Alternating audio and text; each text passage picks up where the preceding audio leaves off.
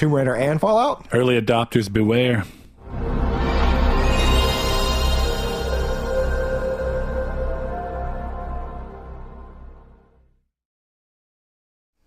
Hello and welcome to Triangle Squared, a PlayStation podcast. I'm your host, Brett Beck, and alongside me, Mr. Saul Bridges, bringing you guys lucky episode 86.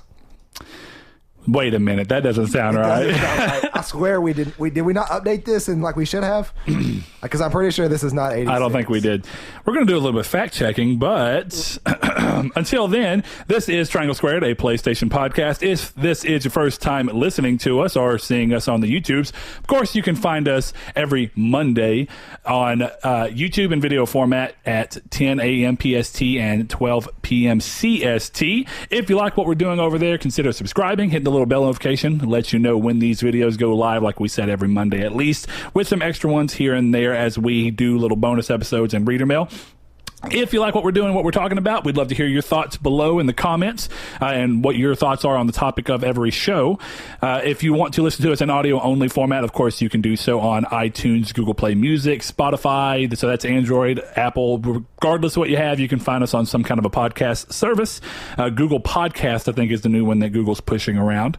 And, of course, if you want to interact with us from there, since you can't do so in the comments, you can find us on Twitter at Triangle SQRD. You can find us on Facebook at Triangle Squared, a PlayStation podcast, which is a group. You can ask to join. We'll gladly let anybody in and have a conversation with you. And then lastly, I apologize. You can find us on Patreon at Nartech Gaming. That's what we do there. And you can support us in this show and anything we do outside of this show, which is occasional. Boy, I keep burping. I apologize. But I am still thirsty. So with that said, welcome to episode 87. I had a feeling, but I didn't want to, We didn't change. We have documents, people, and we keep up with things via these documents. Well, this one, I'm going to go ahead and preemptively change to episode 88. Well, see, what we need to do is we actually need to kill and sacrifice that one because it was part of our problem. You know, I don't think. When you have problems, you cut off the dead skin. You don't just like slightly stitch the new skin back together. You know what I mean? That sounds like a Jeepers Creepers situation. No, I don't know. I've just been playing a lot of Red Dead, so I guess my mind's stuck in the ancient medicine days, Speaking of which... anyway, though... What have you been playing? What have you been playing? So, yeah, I've been playing a lot of Red Dead. Really, when the pace picked up, I kind of started playing. So about this, pretty much this whole week, I've been playing a lot more Red Dead with a little bit of Destiny, so kind of reverse the roles, though I do plan to play Destiny tonight. Before I go back to work tomorrow. 4-day weekends are fun, though, and that gives me just the right amount of time because 27th, which is Tuesday, the day after this goes live, Darksiders 3 comes out, and I can go pick that up. And I may have Spyro on my backlog, but I think I can manage Spyro and Darksiders a lot more easily than something like Red Dead. And, for sure. Mine's kind of similar. I played a little bit less Destiny this week. Did you get back into Red Dead? Because last episode you were saying that because of the spoiler stuff you didn't know. Yeah, I don't know if that'll happen anytime soon, unfortunately. There may be a day here soon, maybe even tomorrow, where I am just a little bored, or not even bored, but having the urge to go back in. So that may be a possibility to happen. But I also downloaded Monster Hunter World yet again, and I think that one night this week, maybe Wednesday night, if we can set it up with you, me, John, Ryan, Josh, and Richard, we can all play some Monster Hunter. But can you play with that many people? I thought you could do groups of 4. So then maybe me, you, Ryan, and then John, and then depending on who can get on, who can't, we can switch out. But yeah, we'll figure that out. Other than Destiny, I picked up Let's Go Pikachu. And I've been playing a fair amount of that. I got to Vermilion City last night and got on the SS Anne. But been having a fun time with it. But that's really kind of it. Not a whole lot. Been on the Better Call Saul ball lately. So perfect game to sit on my couch. And I'm having to rewatch it to let my fiance go through it so I can kind of watch her reactions, and it's giving me something to play while I'm doing so. And also, you don't got to feel like you're like hyper focused because you already kind of know what's going on. Yeah, and I completely forgot about it until last night. I was too tired to start it, but I actually was going to start Disgaea 3 on the Vita last night, but I was like, sure. Did you buy it, or did you still have it back when it was free on PS Plus? No, I bought it. Cool. I bought it. I got it on a sale. So, Brett, there is no drop this week. There is no drop. Thanks to holidays. So we hope you guys had great Thanksgivings. Yeah. We hope you didn't get hurt in the Black Friday rampages that you could definitely go find on YouTube. They have They're there. slowed, though. And that's because, and I was talking to somebody, definitely here, when you look at the way that this stuff ends up working out, we're not necessarily a small city. We're small enough. I mean, but, with us being a twin city, so there's Texarkana, Arkansas, and then there's Texarkana, Texas. So I'm like a couple blocks from the state line, it's not very far. But literally, we can just go directly in there. So when you take our two populations and put them together, the last time they did the census, which was 2010, we were over 100,000 by just a little bit. We're like 35 or something, and then Texas is like 67. That makes sense. But anyway, so you got to think about that. A town of 100,000 people is not necessarily, or a city, I shouldn't say a town, but a city of 100,000 people, altogether is not really small. But this year's particularly, and I noticed it a little bit last year, Black Friday isn't near as bad. Doorbusters don't just like, people aren't throwing stuff around anymore. Do you know why? Online shopping has gotten more and more proliferated, obviously, but I think the other thing is that they've literally extended everything. The sales no longer start on Black Friday. They're on Thursday. Yeah. Some of them started like Best Buy and Walmart were sending me emails to go ahead and get their Black Friday deals on Tuesday if I wanted to just order them from the internet instead.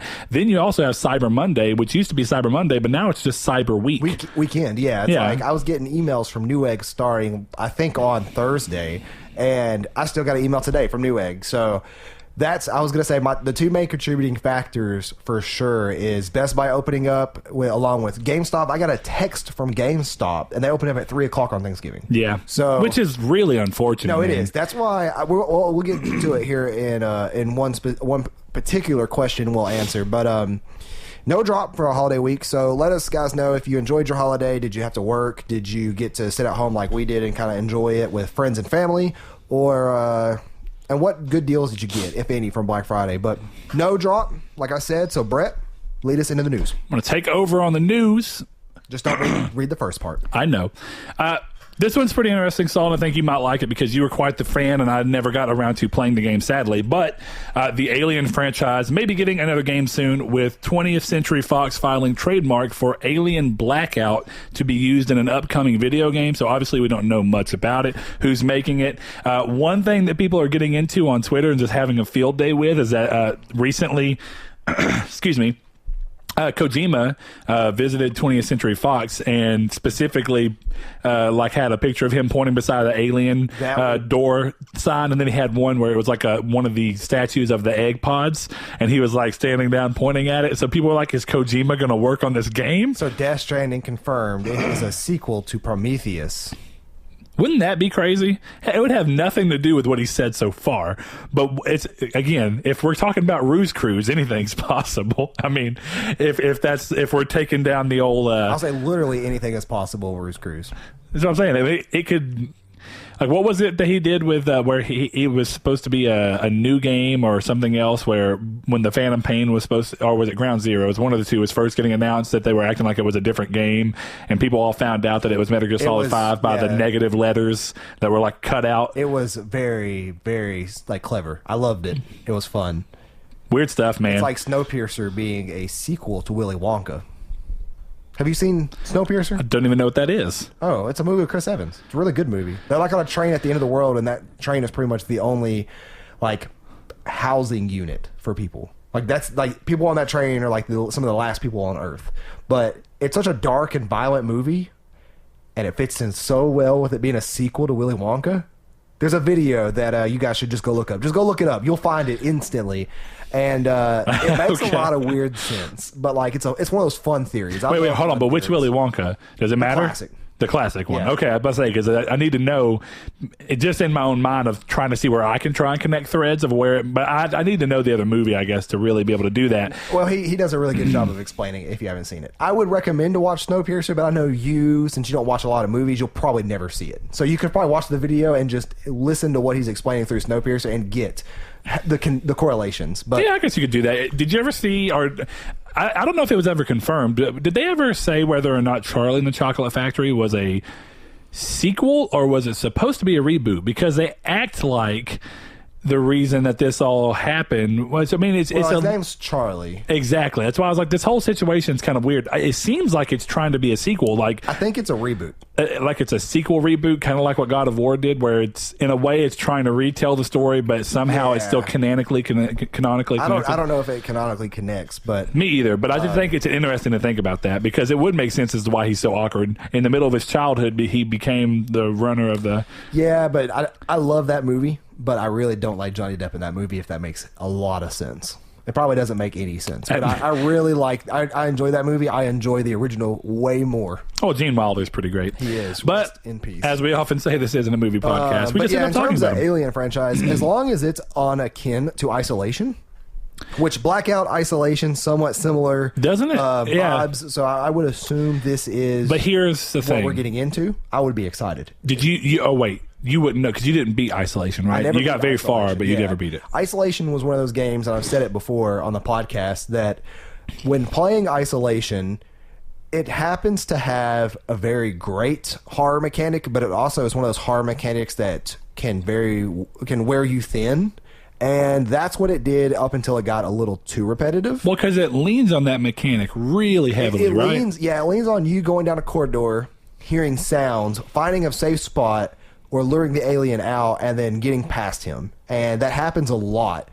Later in the game, though, you do get mechanics that help you hurt the alien and have him run away, or her run away. But I never made it that far, and I still have it downloaded. Like, it's still on my PS4, on my XMB. But I meant to go through... Did you buy it digitally? Yeah. I bought it digitally. It was $12, I think. We're going to talk after this. Why, do you want it? No, we'll talk about. You want to sign into my PlayStation account to play Alien? I was saying in general, but we'll talk. We'll talk later. Keep going. But yeah, I mean, if it's something akin to Isolation, I will be pretty excited. But if it is something that is a little similar to like Colonial Marines, I'm gonna lose. Colonial. What was it called? It's not Colonel Marines. Colonial Marines. I was gonna say, don't get me with that Colonel thing. Which, first of all, how does that word make any sense to be that way? It doesn't. But more importantly, what I was curious about is whether or not, because I haven't gone through, and I don't know anybody, I haven't had the conversation with anybody to go as far as to see if they've beaten it. At this point, it'd be really interesting. I may even look it up, see if there's somebody who can answer the question without spoiling it, as to whether this could be a sequel or if this is just supposed to be a game in the same vein. This game was never spoiled for me or ruined in that sense. So when it very well could be. I have no idea. What I've heard about the game, the most part, and this is something that's... Because one game I love, right? So Outlast. Outlast is really good, and despite the fact that you can't do any damage, so there's the main gameplay mechanics are very similar. It's about you running, hiding, finding batteries so that you can... Which actually was a nice mechanic. Yeah. Trying to think about how to conserve your battery so that you'd had it when you need it. But then, you have different parts of the game where it rips that ability away from you, and it just... That is a weird way to change the gameplay pacing up, and then the high tenseness of running from something and trying to hide and things that can happen to you. I like that aspect, and I like the idea of that set with the xenomorphs and in the alien world. But from what I heard from everybody is that the game goes, and then there's a point in time where it's like it feels like if they would have found a way to wrap the game up in this time period, that it would have been really rewarding. But it goes on a little too long. I must not have gotten to that said time period, so I can't really speak to that. And I don't think they mean in the story sense. I think it's one of those things where it's about like something happens. Well, I don't think it's that. I think it comes down to a mechanical sense of like it leans on that mechanic so heavily that because it's so long, you start to grow tired of that mechanic, and it's like it just becomes a chore, and it's kind of like no longer fun to play. Not because it's not tense, it's just because it's like, well, I'm just doing the same thing over and over. That's intriguing. I wonder what that is. Too much stuff coming out and or out right now that I think will come back. But I didn't play through Until Dawn again this Halloween. So I may replace that with Alien next year. There you go. That'd be your horror game for the time. Yeah, because I got to start Nier here in about a week. Oh, yeah. I did do that myself because I said I was going to try and do it at some point in time this year. I just don't know when, man. I've got a crazy backlog. Try to get the platinum. But speaking of Nier. Speaking of Nier, yeah, next thing up. And just so y'all are aware, the news is not just necessarily filled with stuff, which makes sense when you're going into Black Friday, which is similar to why would there be a drop? Who would release a game around Black Friday? It would be senseless. But with that being said, continuing the tradition, man, I apologize. I'm just still sick today. Continuing the tradition of games receiving pun-oriented names, Nier Automata Game of the Yora Edition has been rated for PS4 and PC by the ESRB, which hints at a looming release. And I find it very interesting that after getting the Become as Gods Edition for Xbox and all platforms, or at least as far as I was aware, all platforms, that may be where I'm missing up on. But going as far as to do the Game of the Year Edition, is that why it's being called Game of the Yora Edition? Because I think that the Become as Gods edition for Xbox might have been exclusive to Xbox because it was essentially the same thing. It was. Had all the DLC. Yeah. Since PS4 didn't get that, PS4 and PC, the original platforms, are getting a new version that's Game of the Year edition. What's weird, and I'm not totally against the idea for this specific game, but there's not a lot of DLC that's justifiable, right?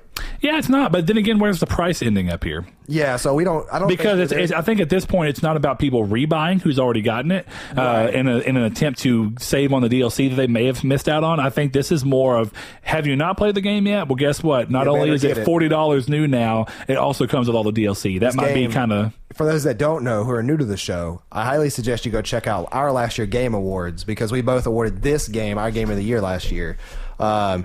A little insert before we head on to the next news. As of today, the time this goes live, you can get a 1 terabyte PS4 Slim plus Red Dead Redemption 2 plus an extra DualShock 4 controller for only $200, and that's on Walmart's online service. Man, that's a killer deal. So if you're listening to this and you're like, I may need an extra PS4, you're getting a $300 value for $100 less. So go get that if you need it. Or if you're listening to us and you don't have a PS4. You're getting even more than that, because the PS4 is still $300. The game Red Dead's still $60. Slim. Yeah, Slims are $200. Or, oh yeah, you are right. They're $300. They never dropped. So and it's $1 $200, and it's a terabyte. Yeah. Yeah. So that's the really system itself is $300. The game is $60, and the controller is normally almost $60. I thought DualShock 4s were $40 new. No. Oh, interesting. Well, Yeah. you know, it's a good deal regardless. So That is a good deal. if you listen to us and you're like, should I get into PlayStation? Yes. And then add us. Our names are always in the description below. All right. No Man's Sky continues its free update path with another update titled Visions, and this is pretty cool. It aims to add more planetary and biome diversity and more, with the following features being added. So, of course, first of all, new planetary biome, so more potential, changes for the, what would you call it, the algorithm to pull together and try and pull from. There are new creatures as well, which is good, because one thing I've always said, that from launch they've done a good job of helping, because the game shouldn't have launched this way, but every planet seemed to have the exact same animals. And they've done a lot to fix that. New sky and grass shades are out there, so that they will offer more aesthetic diversity. That way, when you're on a planet, you have a chance of, like, say, a pink with a little bit of a shine through on it, clouds, but now you can get like purple ones, blue ones, all that, which is nice. And then, of course, the grass being changed colors. There's nothing quite like being on a planet full of blue grass or orange grass. It's like, okay, yeah, this feels decidedly alien. Water variation, allowing new types of water that will alter how you interact above and below the water surface. Since the last update they did added underwater play, with not only ruins being underwater, but you being able to build bases underwater, which I actually thought was awesome, because it's essentially what we used to do on Minecraft. We would play Minecraft, we would go and get glass blocks, and then we would go underwater, start placing them, pretty much make the thing, and then put the floor down, and then mine one away, and that way you could just swim underneath the house and come up. And that was just so cool, because it was like, Realms never came to PlayStation, did it? I don't know, but I think if they are working on crossplay with PlayStation's not been, they did their crossplay thing for Fortnite, then nobody else has said a word about it. So it's kind of hard to say right now. There's a lot of games that are still skipping it, but I would love to get like a Triangle Squared Minecraft community going. I love playing Minecraft with friends. We could do what we always wanted: assign roles to people, ridiculous stuff. Yeah, I actually thought that. I mean, because that was one of those things that Jonathan kind of came up with, and then we kept kind of changing in our head too. But yeah, the idea of letting it be like an RPG world where it's like, well, you're going to go out and make sure that we get armor. You're going to go and farm and make sure we're all fed. Yeah. Which it has to be. Everybody has to have fun in that setup, so you has to be almost balanced like that way. You're setting up your own RPG in a way. But I also like it because the idea of the realms is like you can log on and you can affect the world without them having to log on. Yeah, and that's the coolest your house, aspect. Your base, your loot. As long as Dylan doesn't come over and kill all the sheep again, so I can't build a bed. Then you're all good. Yeah. He came over and slaughtered every single sheep in that game, I swear. All right, next up on that list is rainbows during stormy weather conditions, which is kind of cool, and it's again, the potential for it. Fireworks have been added to the game, which is just a small, weird thing. Exotic trophies, which are mysterious artifacts which can be claimed on exotic planets and rehoused in bases to create a showcase of your voyages, which I like as an idea. One of my favorite aspects of Terraria was killing bosses enough times, get lucky enough to hopefully get the trophy so that you can hang it on the wall in your house and be like, I killed it. Yeah. Undoubtedly so. Terraria is such... Speaking of Minecraft again, but it's such more of a... It's much better of a game. I agree, obviously. Yeah, that game is... I still need to get the platinum. I'm 2 trophies over. This is cool sounding on paper, that I'm very curious to see what it's like in person.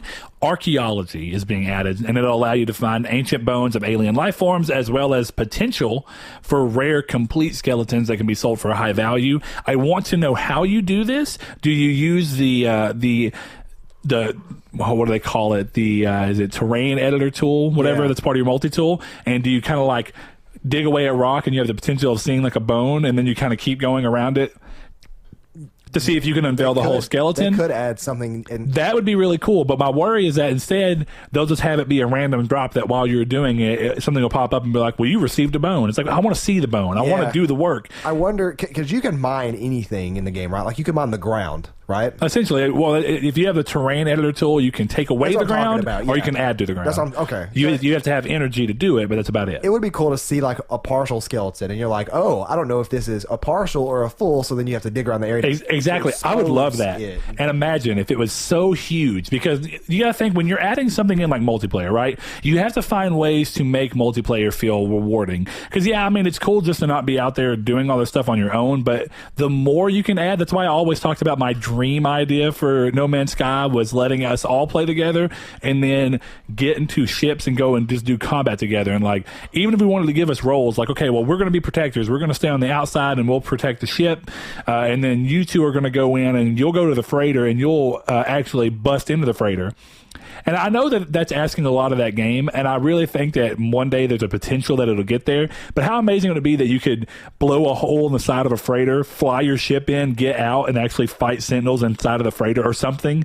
That would be so amazing. See, my big problem... But it's a lot to ask for the game. Yeah. So, I mean, I'm not saying it's going to happen, but go ahead. I would just need a little bit better... micromanagement in that game, or a little bit less micromanagement, I should say. I could see that because the game is fun to explore, but what I was getting at with that is so much that goes into having to explore, though. What you're talking about with like a chore. Yeah, you're right, but you have to like go do this, and then you have to have you have to have energy in your laser to mine. You have to have energy in your ship to take off. Yeah, and then at any given point, all of this energy and resources that you need, you have to end up playing a refill game of like, I refilled this, soon enough I got to do this, but then I got to go mine that, so I got to refill this. It's a big circle of refill management. I mean, resource management. And it has gotten better. Last time I played, they updated it to where your thrusters use less fuel and all sorts of stuff to try and make it to where you do less of that. You still have to obviously do it, but it doesn't feel like the moment that you replace one, now you're having to replace another and to replace another. Felt like after the last biggest update to me that added the terrain editor. So I'm really kind of hoping that, and I'm not asking them to change the system drastically, but I would like it to have a little bit, all the resources either add more or you burn less resources when using stuff. And it seems like they're going the aspect of burning less resources. And honestly, there's a couple in there they could just strictly take out. I would agree. One thing I've not liked is that your multi-tool is just breaking random parts. Yeah. That's so annoying. But what I was getting at with the bones system, before I forget about it, you're saying like, oh, you see a partial skeleton. Imagine if it's actually huge, because of course, if these are prehistoric, archaeology things, and you think about what we have, try and pull from what we have. Imagine if you were just two guys out on a planet, you start to do it, and it looks like a hip bone, but the hip bone's the size of you and your friend together. Yeah. And it's like, wait, is this a whole skeleton? And then you start trying to... It could be massive. massive. And you just go down on the ground. Sick. That would be amazing. It would be really fun. It'd be a cool experience for you to run and talk about with your other friends. Be like, dude, we were on last night and we found this hip bone and we just kept kind of digging around it. We ended up finding 3/4 of a skeleton. And it's like, and it'd be even cooler from then, right? Because he said you can sell them for a high value. But what if you could just take that partial skeleton out and do what they do at museums, which is you take that partial skeleton, then you go, and if you get lucky enough to find partial skeletons of the same species, then you can put them together like in your house. You can make like a display room where you can show it off. Dude, how dope would that be? You want this game to become Animal Crossing. Probably, but fossils and my point is donating to a space museum.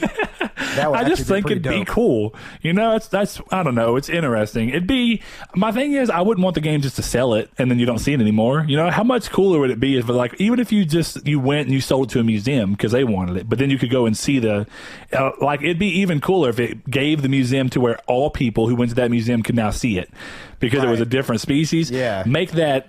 Because you know they obviously they still have asymmetrical online elements, but then they have actual together online elements. Right. But that'd be a cooler way to push that asymmetrical gameplay. But before we get too lost in that, let's go through the rest of this. Salvageable scrap, which is kind of a cool idea, which is finding remains of fallen satellites for new valuable tech at the risk of drawing the attention of new corrupted Sentinel drones. I like the idea of it pulling out. These are supposed to be more powerful Sentinel drones. I wonder what they look like. Oh, it had a little picture of it. They look dope. Cool. They look way different. They don't even look like a normal Sentinel. They're like a little pod that has these like legs that look like black. Like they're metal still, but like they look. Sounds like a nightmare. It's crazy, man. It's really cool. Sounds like that one time somebody drew arms and legs, really skinny arms and legs on a ghost from Destiny, and it was like chasing somebody around. I'm like, that's oh my God. terrifying. Storm crystals become active on extreme planets during hazardous storms and can be collected to sell for a high price. I like that idea as well, but like, what do you keep hearing in this? These are all cool ideas, but it all seems to be that everything goes back towards the monetary ecosystem. Yeah, and that's one worry. I would like there to be more, and there's a couple in here that do it, such as the storms and the rainbows and stuff, but more immersion stuff added in. It more of like it gives you an interesting time. Like if you found the storm crystal, you'd have like a cool story that came from it. Yeah. Kind of like, you know, people always talked about Forever, and one of the coolest things that, hey, Podcast Cat's here. But, you know, if you had one of those things that, like, for the longest time, Minecraft had this going forward. People were like, dude, if lightning strikes and it still obviously can happen, but it's like if lightning strikes a creeper in Minecraft, it blows up and creates a gigantic explosion. Like, those are cool experiences to tell your friends. And I was playing Red Dead the other day, and I was going down a boat, going down the river in a boat, and lightning struck a tree and caught on fire. Like, this is dope. Yeah, it's I like passive immersion in stuff like that. Yeah, where it it's just something happens randomly. It's like, that's a very cool thing. Yeah. If I was not playing at this exact moment, that probably would have happened, and it's kind of cool. I now get it. And another example of that from Red Dead, just because it'd be interesting if this game could find a way to do it, but I think that they're going about world building in different ways, since it's not about being on one world for a long time, it's about going to many worlds. But Red Dead had this thing where I was walking I was riding and I heard somebody yelling, so I went down to this riverbed and I walked down and I saw this dude, and he's just a crazy preacher who's talking, and he's like telling me the craziest story of stuff. Is it the drunk preacher guy? No. It's like this dude's crazy, and he's like, I haven't slept I haven't slept for days, and he's being crazy. He's like, he's not my friend anymore, that guy, and he's pointing, and there's like nobody over there, and you can tell this dude's crazy, right? So I love it when games do that. But what I was saying, I was like, well, surely something's going to come of this, right? He just quit talking and then went and laid down. And it was funny. That made me laugh because he said, I don't sleep. And then he literally went to this cross thing with a bed on it and then laid down and slept. Signs of a true crazy person. But actually what he said to me was, you're just like the rest of them. You're staring at me. And then he closed his eyes. But what I thought was funny, I was like, nothing came from that. I didn't do anything to him. There was no story that it was trying. It wasn't trying to make me do some stupid quick mission. But I thought that was an interesting way to go about that. It's just one of those little... I have other reserves because there are things that Red Dead does too that counteract that. Like seeing that once and only once would be great. If I see that again, it ruins it. I don't think you will. See, one thing, and I know we're getting lost in the weeds on Red Dead during this talk, but just real quick, this is one of the few things about Red Dead that does bother me, is that people talk about how immersive, and it's like, it still falls in the same tropes a lot of these games have, which is where it reuses dynamic events, and they, by nature, become less dynamic. You know how many times I've had a prisoner run out from the forest, tell me to shoot the things between his leg? And then the outcome of what they do will change. Sometimes they'll try and steal your horse or something, but I get tired of seeing a prisoner. I'm like, dude, first of all, the chance of me seeing, even though it's a video game, the chance of me, even if we're trying to make this half realistic, seeing one person run out from the forest with chains on and saying, shoot him and let me free, is pretty low. The chance of me seeing that 6 times is really low in one lifetime. It would be cool that if the game would register that you've done that already. And try and refrain from it. Well, it would just refrain completely. I would love that. And it would make it, and it maybe less of them would happen, but they'd feel more special that they happened to begin with. Right. That would be really cool. But I'm going to get through the rest of this real quick. This one is cool. I like this idea a lot. Sentinel minerals appear on certain planets. So essentially you'll go to fire your laser at it to mine it, and it's like they have an example of it. It's like a rock cluster, and it'll like sprout up and have legs and try and run away from you. Oh god, it's like that Ghost from Destiny that I was talking about. That stuff is terrifying. And that was pretty interesting. And another one was like this crystal cluster, and I think this actually may be a creature. I was looking at the GIFs, and it shows it like pulsing through the ground, kind of like some stuff you've seen, really like cool. where like the spikes come up and then go back down and spike. I was like, I hope that's a real creature. Oh, you know what they should add? They should add tremors. Oh, that'd be amazing. That would be great. That'd be really cool. All right, last couple of things, and this goes more towards what I was talking about of making co-op feel more fun. Shared community mission progress allows friends to share progress and work toward a common goal. Love that idea. That way there's a list that you can, there's a progress meter that you can both see and you know what you're supposed to be doing. You can both work together so that it doesn't feel like you're just playing together for the sake of it. There's a common goal in mind. That's a good foundation. I hope they push it far more than that. And the last thing, which is also great, is crashed freighters now have variations, so they're procedurally generated now, and that changes the layouts and the potential rewards for scavenging, because before, if you were doing the crashed freighters, they all look the exact same and they all have pretty much the same things inside of them, and that was kind of a bummer. It was like, it's a cool idea, but why would the same freighter style keep crashing, and why would it always have the same? It's immersion breaking. It's another one of those things where it's like, well, it'd just be more fun if there was a chance you got something even more rare. Especially since it's a copy-paste job. Exactly. So. Okay, so that wraps up the No Man's Sky update. If you're looking forward to that, go give it a try. Kingdom Hearts 3 has wrapped development 2 months ahead of its worldwide release on January 25th. So congratulations to it. Delayed. See, I'm actually so glad that happened because everybody kept saying the game is getting delayed. That's done now. We get to finally say no. It's done. It's getting delayed. Wouldn't that be great, though? I'm going to keep saying it. What if January 12th, they're like, well, sorry, guys. The manpower, though, I do have a feeling it's going to be like Red Dead, where Red Dead was essentially limited. And Oops. Wow, loud. But, Red Dead was really hard to get if you didn't pre-order it, at least around here. So I'm glad I have this game pre-ordered, because 2 months ahead to get this many copies out, it's going to be nuts. Well, 2 months ahead is not surprising. Most games go gold about a month before release, so it's very odd that they're having even more time. It's because a game of this caliber, though.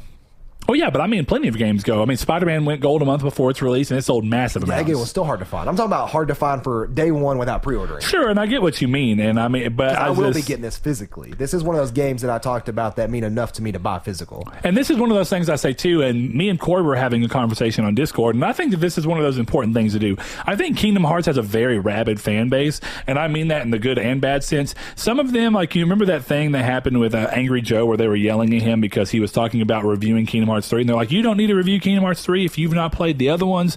And while I may agree with the sentiment behind that, I don't think that it's fair to tell somebody they can't review it, because maybe he's done everything possible to catch himself up without playing the other games, but he'll still understand the story. Because I do get if you play Kingdom Hearts 3 without having any clue of what happened in the other ones, incredibly, undoubtedly lost. Well, we also still don't know about we still don't know how well, and they said they're trying to do this, we don't know how well their intro video is going to be that tries to recap the whole story in a way that makes Kingdom Hearts 3 at least make sense. That is true. We don't know how well they've done that, how long that's going to take, if it's going to do a good job.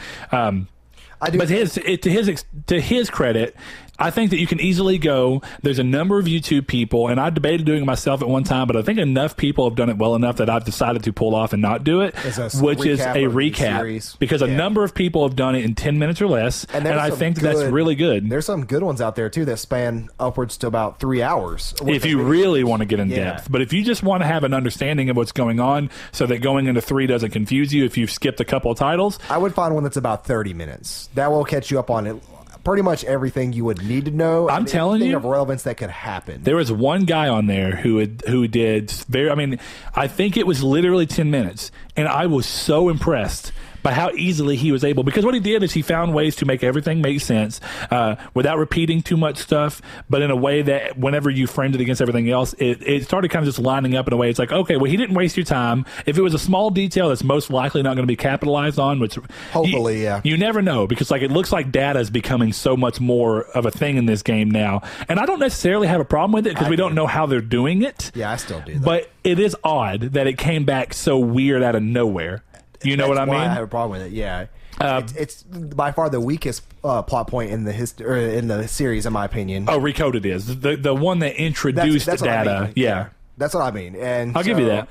It's very weird to me, very unusual, and just unexpected, I guess. It's more of like a left field kind of thing of, I wasn't expecting to see this. Though, to be honest, I kind of like that they did something that was entirely unexpected. If you would have ever asked me, if you would have ever asked me, like, what's the craziest thing in the world that you could imagine Kingdom Hearts tying back in, I don't even think I would have said data at that point. In my opinion, this would have been better to have more sprung on you in the middle, instead of letting it come. Well, then again, they never point blank said it was going to be data, but I think what ended up happening is on top of the mobile game, and then of course everybody hyper analyzing the trailers and seeing what looked like the data blocks, the corrupt blocks from the Recoded, I think everybody kind of found out about it, and they were just like, oh well, people know, we put it in there, but everybody knows now.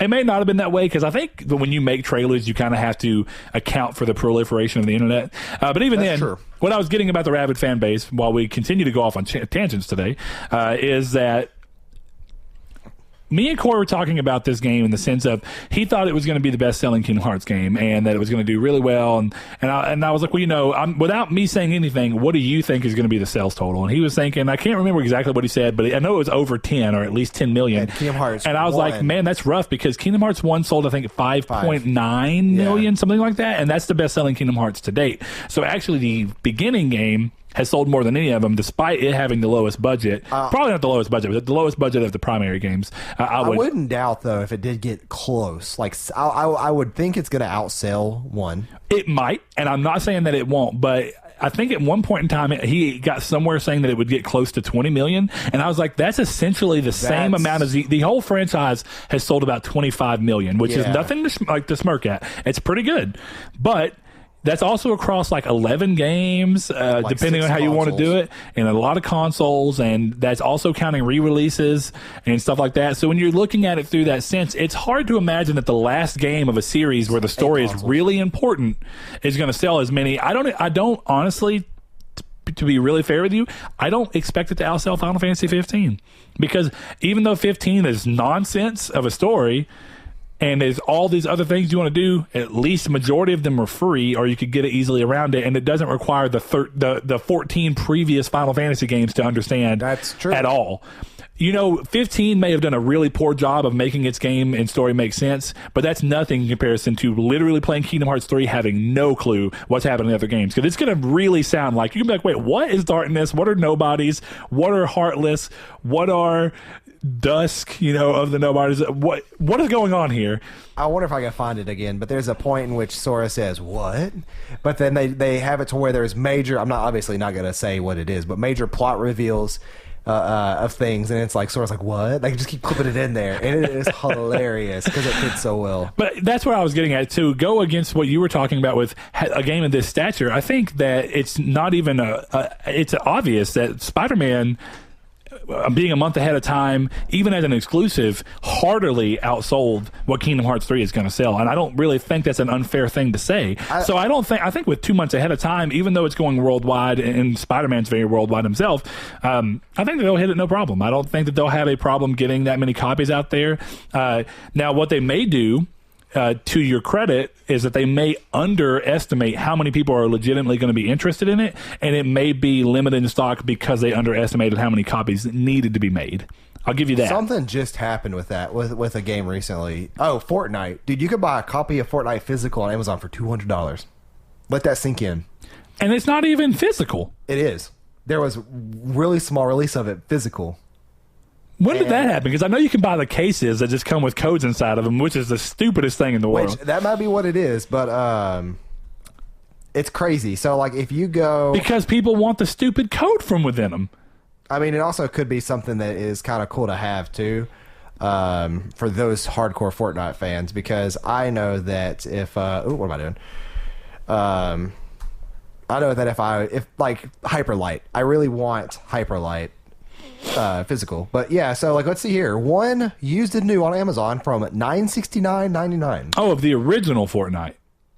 So not Battle Royale. Yeah, I should have clarified that. Yeah, I got you. So yeah, because back when the original game, before it became this massive success that it became when they added very limited print. Yeah, and they didn't think that it was going to sell that well limited, so they didn't make that many. So now it's incredibly rare of a game to own. Yeah. That's actually a really interesting thing to talk about. So, but that's what I mean. And the thing about a game like Kingdom Hearts, of course, is that if they underpredict how many people are going to go after it, they can reprint it. You know, it doesn't hurt anything. Right, yeah. And realistically, Fortnite could reprint, but at this point, it's way later. They didn't know it was going to become a success. It leaves it as a cool collector's item. Yeah. You know, Kingdom Hearts physical is not supposed to be something that's a cool collector's item. That's just supposed to be the game.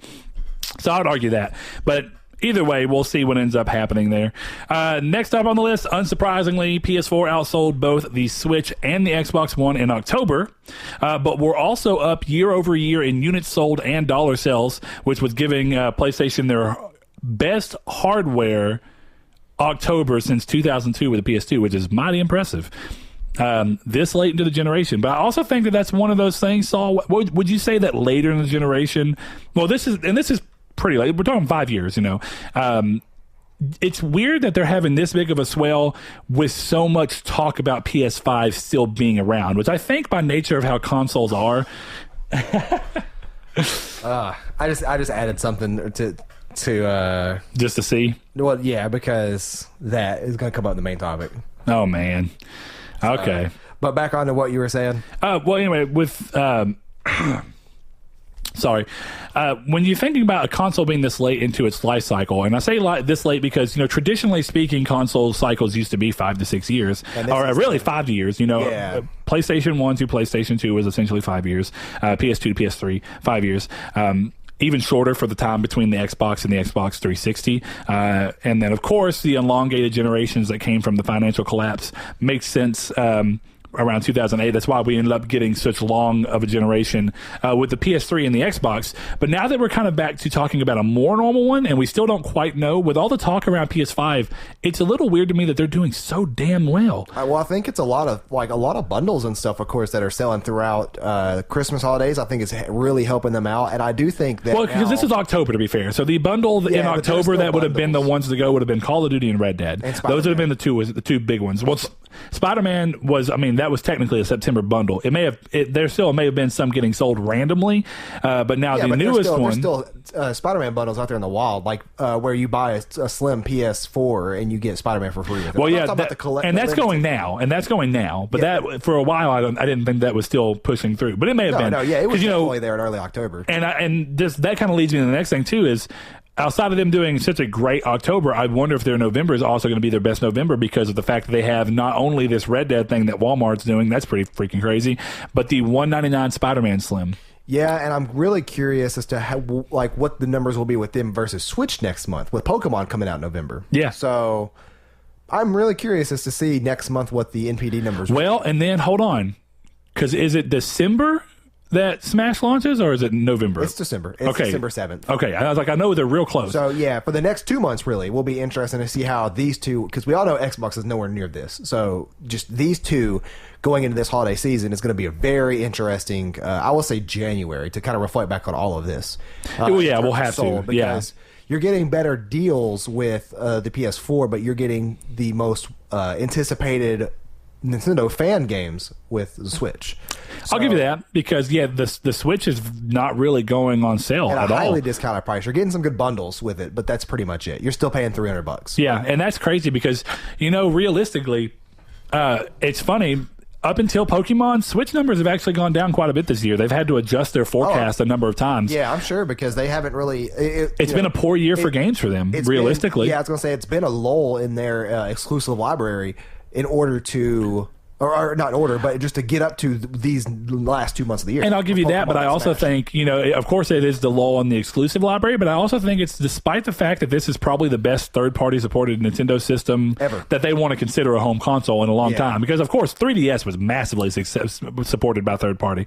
But that is true, if they consider the Switch a home console, so as far as home consoles go... It is the best supported third-party supported platform. Yeah, so when you think about it in that sense, regardless of the fact that they do have better third-party support than ever, and that it's actually there and you can see it, it doesn't change the fact that they still don't have great third-party support. It's missing every big game release of the last 6 months. That's true, and I am curious because LA Noire came to Switch. I'm really curious to see if it will ever get Grand Theft Auto 5 or Red Dead 2. I don't think they'll ever get Red Dead 2. I can't imagine. It's impossible. No, Grand Theft Auto 5 was made for last-gen hardware. If you try enough, I think you can probably pull it back in certain areas to make it work. You'll probably run at a sub-native resolution, which is fine. Did Mafia 3 come to Switch? No. Okay, I didn't think so, but I was like, that would be, for some reason, that would be like really interesting. Oh, it would. That game is not technically, it's not a technical slouch at all. No.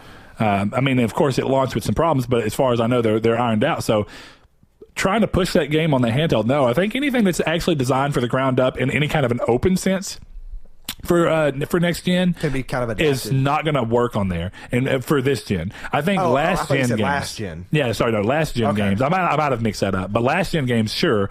Skyrim obviously happened with a lot of caveats of where to try and pull the resolution and certain stuff back. Well, we know Fallout 76 will run perfectly fine on it. You got jokes, boy. You got jokes. Let's wrap this news up. We'll move into reader mail. All right, and then we got one more thing before we do reader mail and then go into the main topic. After its brush with a near cancellation earlier this year, Skybound Games has announced that development has resumed on Telltale's The Walking Dead's final season, with release dates for the 2 remaining episodes coming soon. So if you are interested in that, they keep saying kind of keep up with their website. They have a blog that you can go to on there, and it kind of talks about these things. I wonder, because of how Telltale did things and how they were pulling it off, and I don't know if it was just mismanagement or what, but I wonder if they'll be able to actually hit a far better release schedule with these, where it's maybe a month apart at max, or you know what I mean? Because when you saw Telltale, like we always talked about, you normally wouldn't have the full game, all 5 episodes released. Like 6-7 months down the road. 8 months or so, on average. If they could do one episode now and 3 or 4 weeks later do it again, the last episode, even a month, I think if they could do, and of course they're just restarting development. Just to be fair, what did I say? 3 to 4 weeks, which is essentially very close. When you said or a month, I was like, wait. I was like, did I say months? Yeah, 3 to 4 months would be ridiculous. Essentially what we had with Telltale. Yeah. But I think when you have the same or as many of the same developers as they could that were originally working on it coming back, hopefully they have better management over them this time around. If they can pull this off to where they're just starting development, once they give you the release dates, if the release dates are, say, January, one in January, and one in February or early March. I think that'll be pretty good. I think that would be surprising. Now, we know that this is just like a last hurrah, and this is Starbreeze. Is this supposed to answer all questions? Or Skybound, sorry, not Starbreeze. But is this supposed to answer all questions and completely seal the deal on the entire series? Yes. Wrap it up. Yes, because it was always meant to be that even when it was Telltale. This was supposed to be the final one. Gotcha. And they were finally going to move away from the franchise that moved them up. But I think they needed to do that anyway. But now, hey, they're gone anyway, so it's not going to matter. But this is Skybound kind of just taking in the realm, and it's going to be interesting to see how they handle it, because Skybound also was the people that worked with Starbreeze, who brought the what's it called, Overkill's The Walking Dead. I'm pretty sure it was Starbreeze Studio, maybe Overkill Studios. Actually, I think are you sure? Yeah, Starbreeze. They only made. Why does that name sound freaking familiar then? Because help me out here. Made. I got to look it up now. Publisher Starbreeze Studios for Overkill's The Walking Dead. Gotcha. That's what was going on. So that was my mix-up. Starbreeze is the publisher. Okay, I'm thinking of Payday 2. Yep, is what I'm thinking of. Yep, that's my bad. So look, don't listen to me. Misinformation with a fake news. Fake news. Okay, cool. then that means that is pretty much the last thing we have to talk about. And I don't know. I never really, in terms of the news, I never really was into the Walking Dead thing big myself, but I think it is cool for them to step up and give all the developers, or as many as they could, that hadn't found a job. This while they kind of finish it up and wrap it up. But and I think you need that for consistency, right? With the story they already told in the first 3 episodes, you don't want to bring in entirely new hands to do it. That's what I'm talking about. Yeah. It's good that they have their jobs back for the time being, and it's going to feel familiar to fans by the time it all wraps up. Yeah, and I think it's cool to let creative people finish their vision. You know what I mean? More than anything. Yeah. I bet you they're more just happy to come in and see something through to the end, regardless of the fact that they know that after this, they're still having to look for new jobs, more or less. You know what I mean? So, unfortunate, but it is what it is. Anyway, that is all with the news, Saul. Do you want to go ahead and hop into the reader mail? Sure. For those that don't know, reader mail is where you guys ask us questions every Wednesday and Friday on Twitter and our Facebook group. We put a tweet out and a post on Facebook, and we have you guys ask us questions. Brett forgot this last week. Yeah, I apologize. We picked 2 from Twitter, 1 from Facebook, and we answer those live on the next episode from those tweets coming up. And of course, if you don't hear your question answered, we will always answer it in our monthly reader mail that comes out the first Friday of every month. We get a little cheat day this kind of month because the first day of the month is on a Saturday. So it's going to be like the 9th, I think, or the 8th is when you'll see the next reader mail. And now we got to see if the reader mail has the same curse as the last one. I hope not. If it does, I'm going to tell y'all right now, if reader mail has the same curse as the last one, reader mail will be audio only from now on. That was ridiculous. We delayed 3 weeks, 2 weeks. 2 weeks was ridiculous, but I don't know. We'll figure it out. And I think you guys listen to us much more during reader mail than watch us on YouTube. So let us know if you disagree. Our first question comes from our good friend Richard. He says, "What is the biggest mistake PlayStation has ever made?" I am fairly certain me and Brent have the same answer. Do you want to do the thing and see if we can make it the same answer on 3? So we count 1, 2, 3. We both say the answer. Sure. Okay. 1, 2, 3. PS3 ego. I was going to say cellular architecture. Essentially, that all wraps up into the same idea, right? It was, we're not going to use something that's familiar. We're going to come up with our own thing that's crazy. Boy. Yeah. They're still paying for that. And that's what I mean by that. The whole idea behind the PS3 was like, we can't do anything familiar. And which I'll give them the credit of. I think that it's far more interesting and it's something we don't see anymore, where console manufacturers come in and make proprietary, designed by themselves or in conjunction with another team. And we might see that with PS5 when we hear about PlayStation working with AMD on the Navi stuff. I don't think that's true. I'm curious. I mean, I don't think that they have a specific deal with AMD for that. I don't mean the specific deal, but I wouldn't be surprised if they were just working with them and helping. I don't know, I would think that if Sony funds went into that, then you wouldn't see it on any other platform, meaning PC or anything like that. Well, no.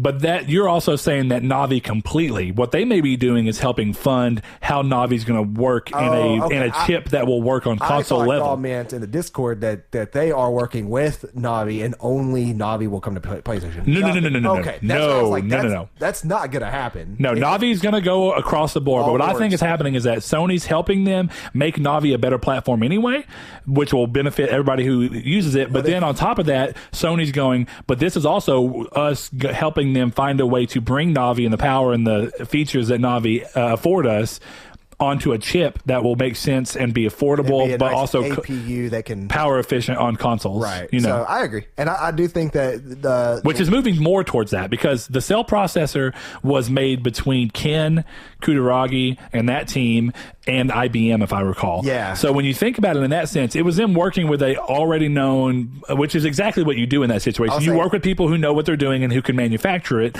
and then you go, okay, what are we going to do that's more interesting, that's going to make us stand out differently from the competition? It does make cross-platform development a little harder, but as long as they still try and do it, impossible. Not near impossible, because in this sense, they're still doing it on an x86 architecture. It's a pun. You know what I'm saying? Near will never come to. Yeah. The original, what? Yeah, the original will never come to PS4 in terms of like backwards compatibility. Oh well, yeah, I guess, but that's backwards compatibility, not cross, not multi-platform. Let me have my pun. Fine, have your pun. That's what I dislike. Is that? But my point is, Xbox gets the nice things. Go ahead. Well, or the nice thing that I really. And I'll give Xbox this: even the 360 wasn't necessarily x86 architecture, but it was closer, and it's I think it was. I mean, I guess it was. It powers PC, if I recall. I could be wrong on that. I'm just not as up to date with what Xbox did as much, but I think it was a power PC architecture. I think it was too, but that doesn't sound right. But regardless, regardless, my point being is that I think that you're still going to see in this situation, you're not going towards the sale, which was super proprietary, but instead you're having somebody come in and do not proprietary hardware in that sense, to where it only happens on them. I think it still makes a familiar-ish architecture that has benefits that are only given to one side because of the fact that they went in and tried helping them come up with what's going to work for them. Microsoft could easily do that too, and we may see that. We don't know. We're just not hearing those rumors, and maybe they're happening. Maybe those rumors are coming, but we're not as abreast with what's happening on the Microsoft side, so we're missing them. Yeah. What we could end up seeing is very different sides, where this generation, they were very similar consoles. It's just, all you really saw the difference in was the ES RAM and of course the DDR3 RAM instead of the DDR5. And I think the ES RAM was put in as a last minute thing to try and help make up for that power difference. I could be wrong on that, but when you look at it in that framing, they were very similar consoles. And if instead in this time around, if you saw PlayStation come out and it's like, well, we've worked with AMD to make not a proprietary, but we've worked with them to make a chip that only comes on ours and it helps run on a console on our side, but it was something based around the technology we thought would be best for what we wanted to do with our system moving forward. And then Microsoft goes, well, we've also done that, but with an entirely different idea because we still want to push forward our idea of forwards compatibility. Right.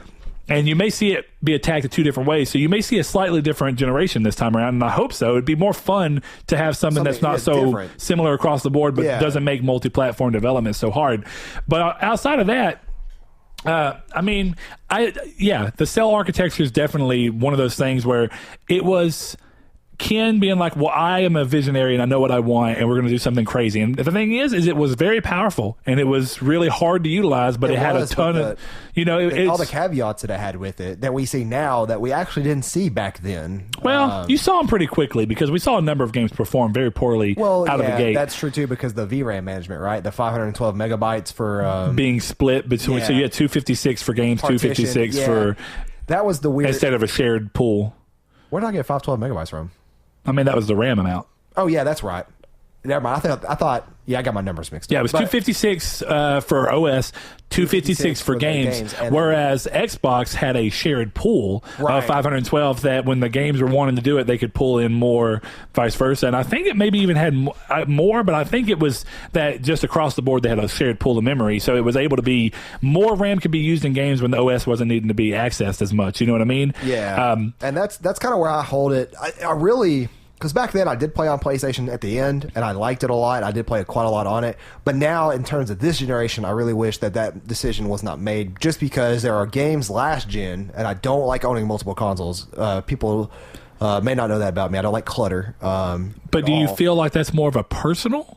Not really. Because, I mean, you can finish the point. I was going to say, not really, because so many people are asking for backwards compatibility next gen for PS5. Well, sure, but when I say biggest mistake, I think what you mean in the sense of like what was a mistake that was essentially the Achilles heel. Like what was it that brought them down? This comes down to that really, and that's why I say over encompassed. I think that decision is part of a bigger problem. Is part of the bigger problem. Like I say, the hubris of them being able to come out and go, well, we're going to make something that's really crazy complex because we have a vision, and I applaud that. But with that also comes the fact that they knew it was going to require them to make a console that cost $700 at launch, unless you wanted the slightly cheaper version. Wasn't it $600 at launch? It was $599 or $6. I think it was $599 and then $499. Yeah. So it was $600. Regardless, they took a huge loss, but it was also way too much, and it came in a time period where $600 was more money than it is. It's one of those weird things. It was a lot more money than it is now. So when you look at that, I was like, well, okay, not only is this going to be $600, it's going to be hard to develop for. We don't even come out and go, hey, we understand that this is expensive, but this is also a way to push stuff harder and far, and we're going to try and work with it. Instead, it was like, well, we're Sony. We know that we're a big name, so you're just going to trust us to be making the right decision. What's crazy is that when you look back at it, there were people who bought PS3s last gen because they were cheap Blu-ray players at the time. Yeah. Now you look at people this gen who bought Xbox One X's or S's. I'm sorry, Xbox One S's because they were cheap 4K Blu-ray players at this time. Yeah. It's a weird kind of opposite flop there. But yeah, no, for me though, personally, I think that was their biggest mistake. But that's a personal mistake. Yeah, and I agree with you in terms of like what was their biggest mistake as a business. Yeah, I think it's hard to argue that. Which is why the PS3, you could say it's the ego, but I think around the whole thing, I think you just say the biggest mistake they ever made as a company was the entirety surrounding the PlayStation 3 inception to launch. Well, and that's why it was such a saving grace that in 2013 right? Yeah, 2013's E3, they came out on the floor and they're like, you have your friend borrow a game? Just give it to him. And it was such a tonal shift from what for an announcement period. Yeah, it was. It was. And it was E3 fantastic. had evolved a lot at that point. You know what I mean? Because prior to that was the first year they became public, wasn't it? For actual fans, or was that? No, that was last year. Oh, it was. Hi. Where's Tom going? Yeah, man. I don't know how you thought that one, but look, what I mean by that is you can very easily look at PlayStation's E3s for the previous 10 years prior to 2013, right? And you could just see they were slowly getting better, but during the PS3 and the PSP reveals and all that, they were very number heavy, business heavy. They weren't fun. They didn't show a lot of games. Even the PlayStation 4 announcement was similar. Well, the PS4 announcement, I'll give them that. That was not trying to be. E3 is a gamers all tune in. Yes, this was more of a business and partner. This was more like, hey, for those of you who investors. And for people who are fans that like the cutting edge, who understand it and want to see it and go, man. We talked about that 2 episodes ago, where it appealed to us, but it's not going to appeal to everyone. Yeah, because for us, when we see it on screen, it's like, well, we have 8 gigabytes of DDR5 RAM. That's and you're like, well, that's pretty impressive. And then by the other token, when we see Xbox come out and go, well, we have 8 gigabytes of DDR3 RAM, it was like, oh, that's what I mean is like for people who are in a little, and you don't, and again, we say we're not crazy hardware specific. We understand a lot of it, but we don't understand all of it. But when you're looking at that, there's more for us there. But the problem is that they used to treat their E3s like they did that when they're entirely different things. I think E3 has always been something that's a public, and it's definitely gotten more hyped up and more exciting and more revealing. It doesn't need to be a business. I don't even like that word business, but I would say a more formal reveal. It is, and what's funny is E3's main purpose is it's a trade show. It's meant to get people together to help. Which 10 years ago, if you'll remember, or actually it's been longer than that. I always think of it in 2001 or 2, whenever Super Smash Brothers. I remember watching that E3 on YouTube back in whatever time period that was when YouTube came out, because that was one of the first videos I ever stumbled across on YouTube, and this was probably back in 2007, I think, or 8. But I remember watching, I'm like, man, that is the craziest, like it looks like a convention room with like a projector. Yeah. And that's what they have, this spectacular stages. Show. Yeah. Now, and I'll give this, Sony was always big on trying to make their stage impressive, because they understood that people are going to watch this, but what they didn't understand in that is like, when did Sony start getting oh man, they won E3 from everybody? And of course, I think trying to say that somebody won is a really weird thing to say, because it's really subjective. So did they win for you? Sure, and that's awesome, but why has it got to be a competition in that sense anyway? But I think more what it comes down to is like Sony always knew that it's like, well, people are tuning into this and we want it to look good, right? So they always had really interesting stages. I don't know if you remember the PSP announcement, and they were talking about the PSP in games. The screen, there was a bunch of screens everywhere, and it was really, they always tried making their stage really pretty and like it was a big deal, and they do a lot, and they were big, and I think that's because prior to that, it's like, well, we're the hot people, We came in, we stormed the gates down. Ever since we've been at E3, we've sold so well. Our consoles have done so well. We beat out Nintendo, who've been doing this forever when they shafted us, and now we're coming out and we're outselling them. Our games are getting rated higher. But then we come out with the PS2, which stops all the competition and destroys everything. When you look at it through that frame, I think Sony always knew what being competitive in that stage looked like. It's like, well, we need to look like we're upper class.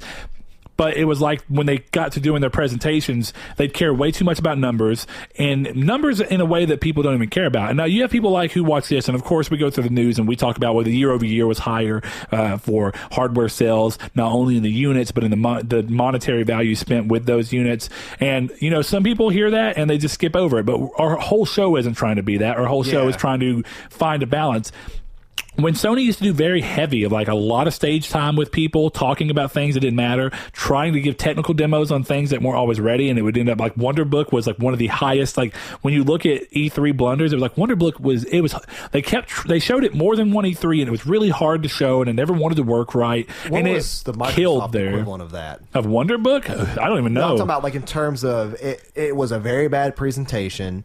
Nobody was interested in it. Was it Connectimals or whatever it was called? Probably. The Connect stuff was always, with Move stuff too. That's one of the things.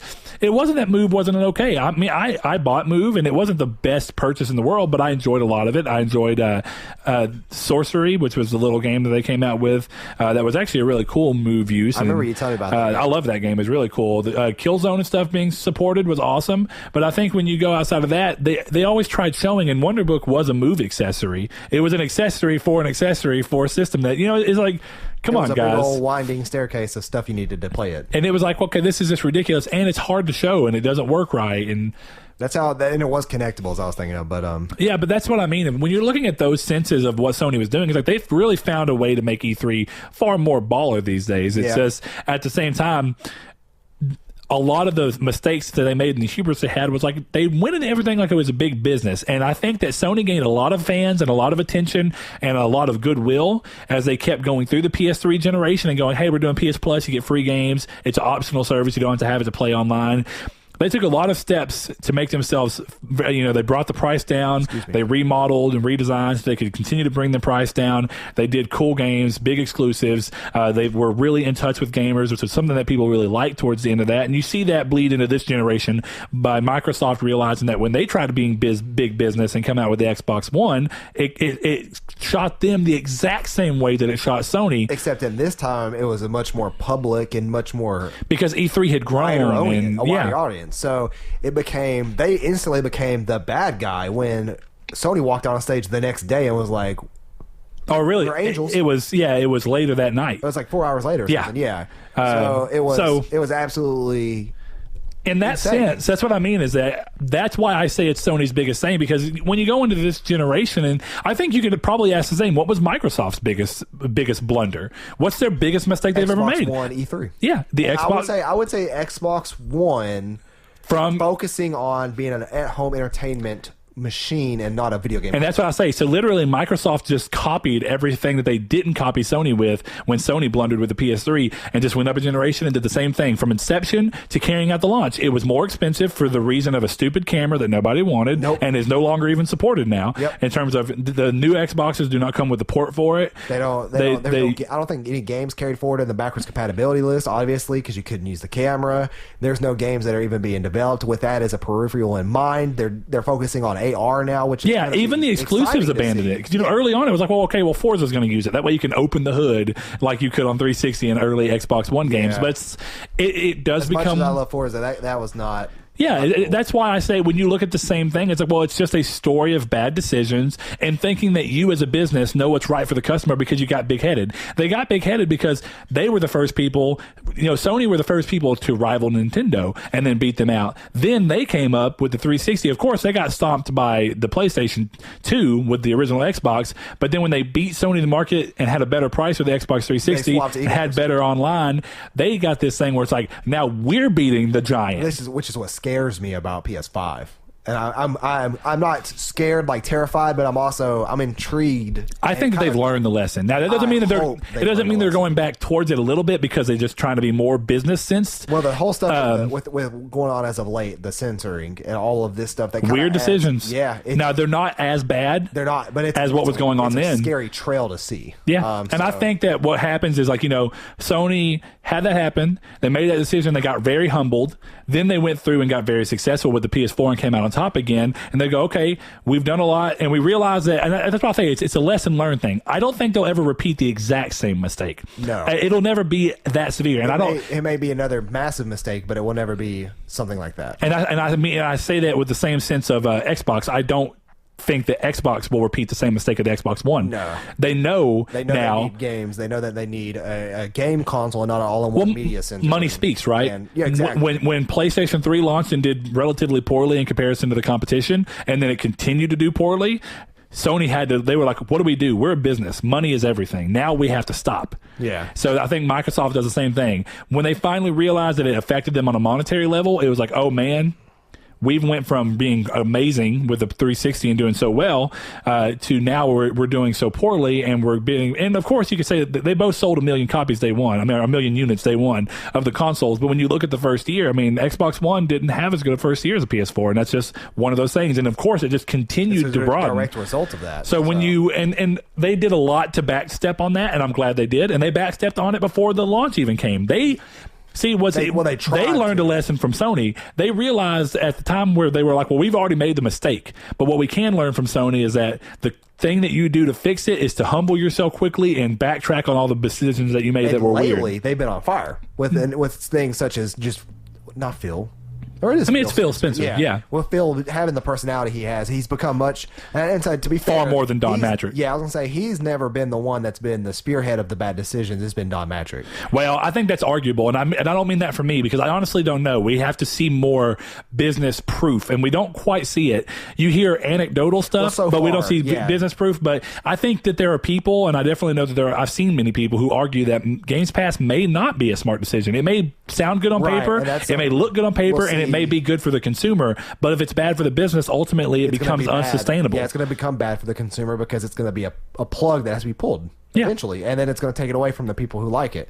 Yeah, so I think that you can make arguments that there are that. You could argue people who are arguing that maybe they shouldn't go into they shouldn't be splitting their games off into PC because they should have true exclusives because it gives that much more incentive to buy it. Fantastic for us, but bad potentially. And again, these are moves that were made by Phil at the helm, but they're not as immediately noticeably bad. They're things that you look at and you can see the good and the bad, but you don't know, because it's real easy for people to say, well, developers are saying that they're doing well on it on Games Pass, and more games are joining Games Pass day one, but Microsoft may just be pumping money into that to try and get it going, and it may eventually fall on its own legs. It's hard to tell, and that's why I say I refrain. Right now, I'm enjoying Game Pass, and I think it's a good thing for me. Regardless of whether it's a good thing for the business, it's a good thing for me, and we just kind of have to see on where that lands.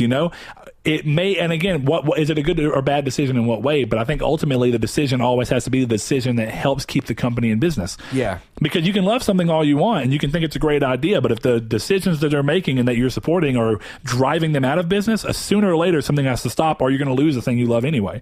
So would you rather it be a little less, full of features that you love, but still be around and give you what you like for a longer time period, or you want it to give you what you've loved about it recently and drive itself into the ground? And we don't know enough about that. So, yeah, that was a long answer for all that, but that's why the next two we're gonna go. Hey, they want longer episodes, Saul. The people, I will show you the Facebook messages. They want longer episodes. If they want longer episodes, it's gonna be hard on this one, I think, because it's kind of a dull week. The topic itself is gonna be a very short topic, I think. Anyways, with the nature of the topic. Yeah, we'll see. But Liam asked, any Black Friday purchases you plan on doing?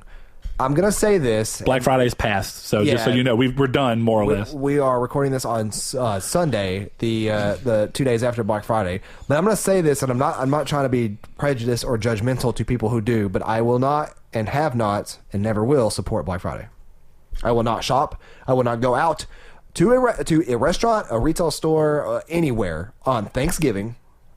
Oh, on Thanksgiving, no. Well, that's when Black Friday starts now. Yeah, and I'll give you that because... And I won't even go on Black Friday. I do it all Cyber Monday, and I'm done. That's it. If there's something I want and it comes out on Cyber Monday, I'll get it. I am not going to go to Doorbusters. I'm not going to go... I'm not... I'll say I'm a little different, but you... Yeah, I can't stand that companies are now opening up at 3, 4, 5, and 6 on Thanksgiving. The common most time you'll be eating dinner with your family. Yeah.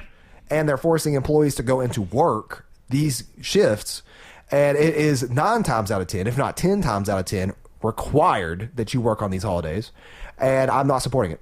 Yeah, and I'll give you that. Not at all. I know there's a very select few people who are like, I don't care because I either live far away from family or I don't have any family, or I don't mind the extra money, but no, I don't do it. It's not right. People, it's not now so this year compared to last, but it's kind of dangerous in a way, and it's one of those things that if I want something throughout the year, I'm gonna have it. And my older brother always taught me this really cool saying, and he said, if it is on sale and you do not plan on buying it, you do not need it.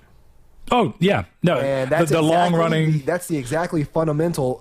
All the fundamentals behind Black Friday is: do I need that new TV for $400 instead of $1,000? Absolutely not. It's a good deal though. Or you can save that $400, and it always comes down. It. And this is the thing about sales in general. But Black Friday is obviously the epitome of that saying, which is, like you said, if you weren't going to buy it, but suddenly it comes on sale and you bought it, you didn't need it. I agree with that. But if you were already interested in buying it, and it went on a sale, and it goes on a sale, and then you buy it, because if it's something you don't need, it's like, you did not want, and it goes on sale, you're wasting your money. Yeah, it's like people say, it's like, when if something's on sale if something's normally $600 and it's on sale for $400, you didn't save $200, you spent $400. Exactly. That's all if you weren't planning on buying it anyway. Now, if you already had a plan in place to buy it and you were saving it, and then you just got lucky and you go, man, the exact TV I wanted is on Black Friday sale for like $400 off, and I'm already there. Like, I've got that much money. That would make sense.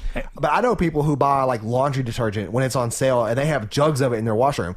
I don't need it now, but I'll need it later. Or you may have an emergency pop up, and you may need the $30 you spent on the 30 jugs of laundry detergent that are sitting in your washroom that you're not going to use for another 6 months because you have 90 already. Yeah, there's a really bad fundamental problem in that thinking. Yeah, no, it is, and it's not something I agree with. And I'm not. There is a time in which in retail I have had to work holidays, and there's one phrase that will make me instantly dislike you more than anything else.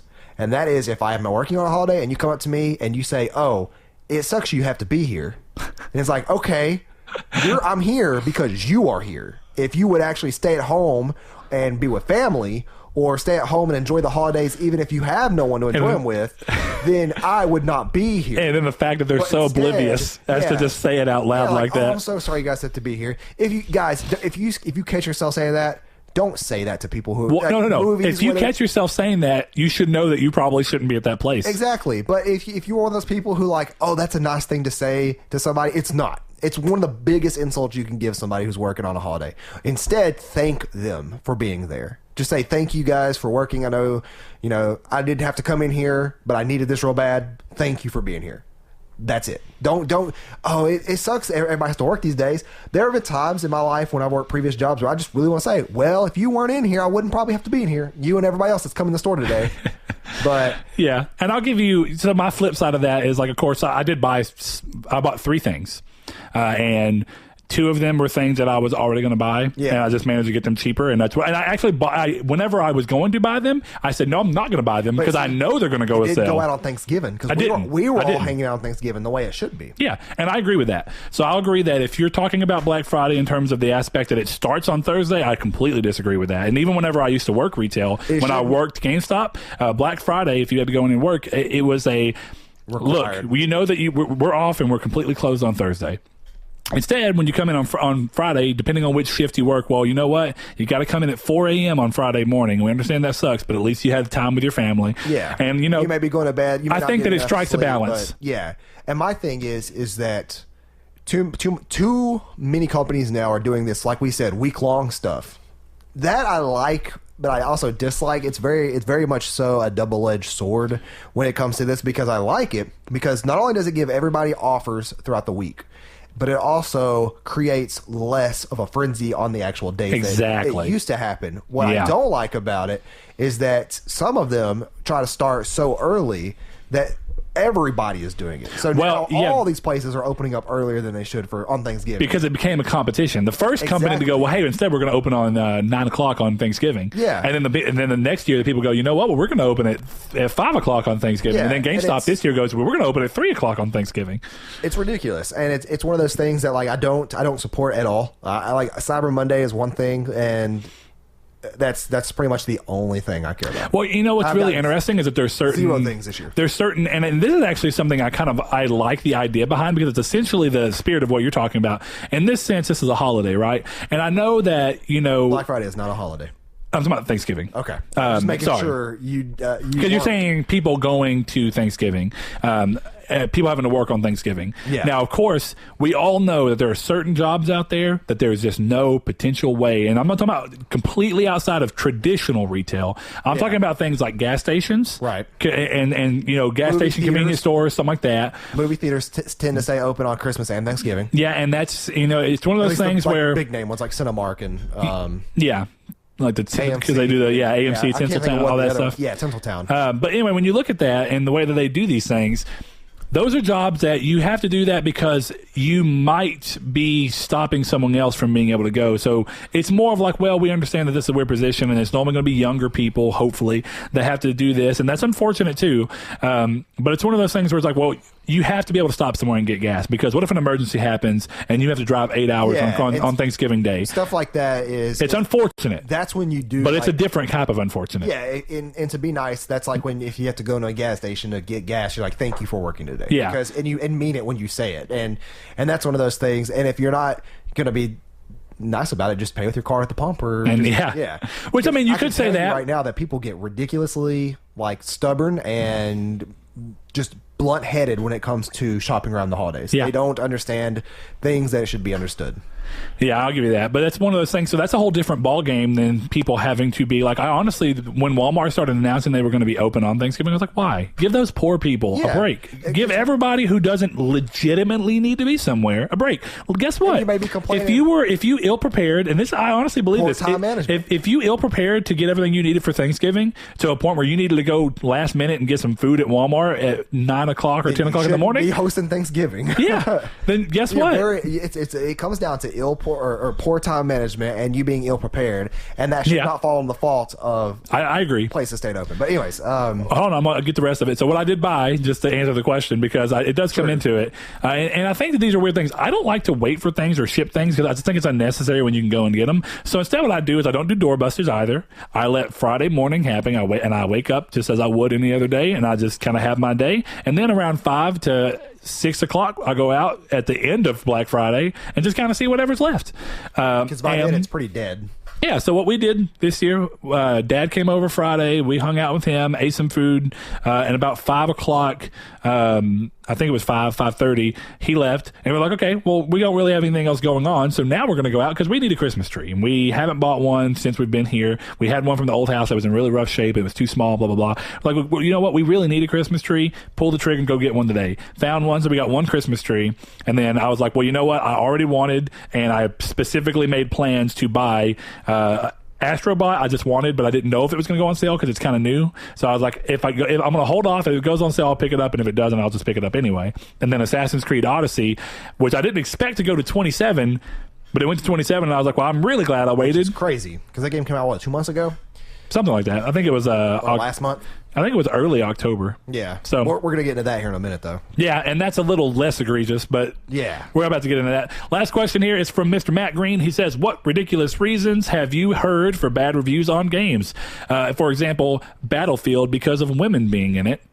I've not heard those reviews, but I'm not surprised if they're out there. Well, and I wonder, because when I read this question, I was like, does he mean real reviews or does he mean general gaming sentiment? I think he means real reviews. I don't know that I've ever seen. Man, you would be a ballsy dude to review a game. I mean, and say that the only reason you didn't like it, or not the only reason, that's being disingenuous to the thing, but if you actually mark a reason for not liking the game as because women were in it, and look, I get the argument on the other side of, well, were women actually fighting in the war at that time? That's a conversation I'm not going into. No, me either. Because honestly, I'm going to tell you this much. I don't know. Yeah. I don't know the answer, and I'm not even going to try and guesstimate my way through it. I think I could look back and potentially see, because didn't Battlefield 5 move to World War II? Didn't it move up from World War I? I haven't kept up with Battlefield 5 at all. Okay, well, I think it did. But even then, I just think that what a weird thing, because you know what, like Saul said, it's somewhat fictionalized. And, if you wanted to get into and this is the argument that always happens around that, which is, why are you worried about that and how it's not realistic? But the game itself is not realistic. You can't get shot 30 times and hide behind something and eat a pill, or you can't do that in Battlefield either. 30 is hyperbole. Yeah, but my point being is, you can't get shot 5 times, hide behind something, wait for your bar to refill in life, and just like wait for a couple seconds to go, I feel better, than hop out full blast again. That's not how life works. Games already have the need to suspend some disbelief, because it's just by nature of what it's trying to get across. And then I think at that point, it is a weird one. I've heard people share the same sentiment, not in a review state, but in a, do you want to play the game or not? I've heard people not want to play Tomb Raider because I had a female. One of my coworkers, I was trying to get to play Nier Automata. Yeah. I was trying to get one of my coworkers to play Nier Automata, and he was like, I don't want to play Nier Automata because I don't want to play as a girl. And look, if you, and I'm not saying this as if you have the preference where you don't prefer to play as a girl, that's fine. I don't care. But I think if you want to talk down on something and say it's bad just because you played as a girl, I think that's a slightly unnecessary thing. I think that you need to go off of the story itself. And I think that sometimes you can always do think, well, it was still a well-written character, but it didn't click with me because I don't understand the plight of being a woman, or whatever you want to say. Or, you know, if you're a woman, say, well, I didn't click with that character because I don't really understand what it was trying to do with talking about being a man. I don't know. These are things that are kind of up in the air.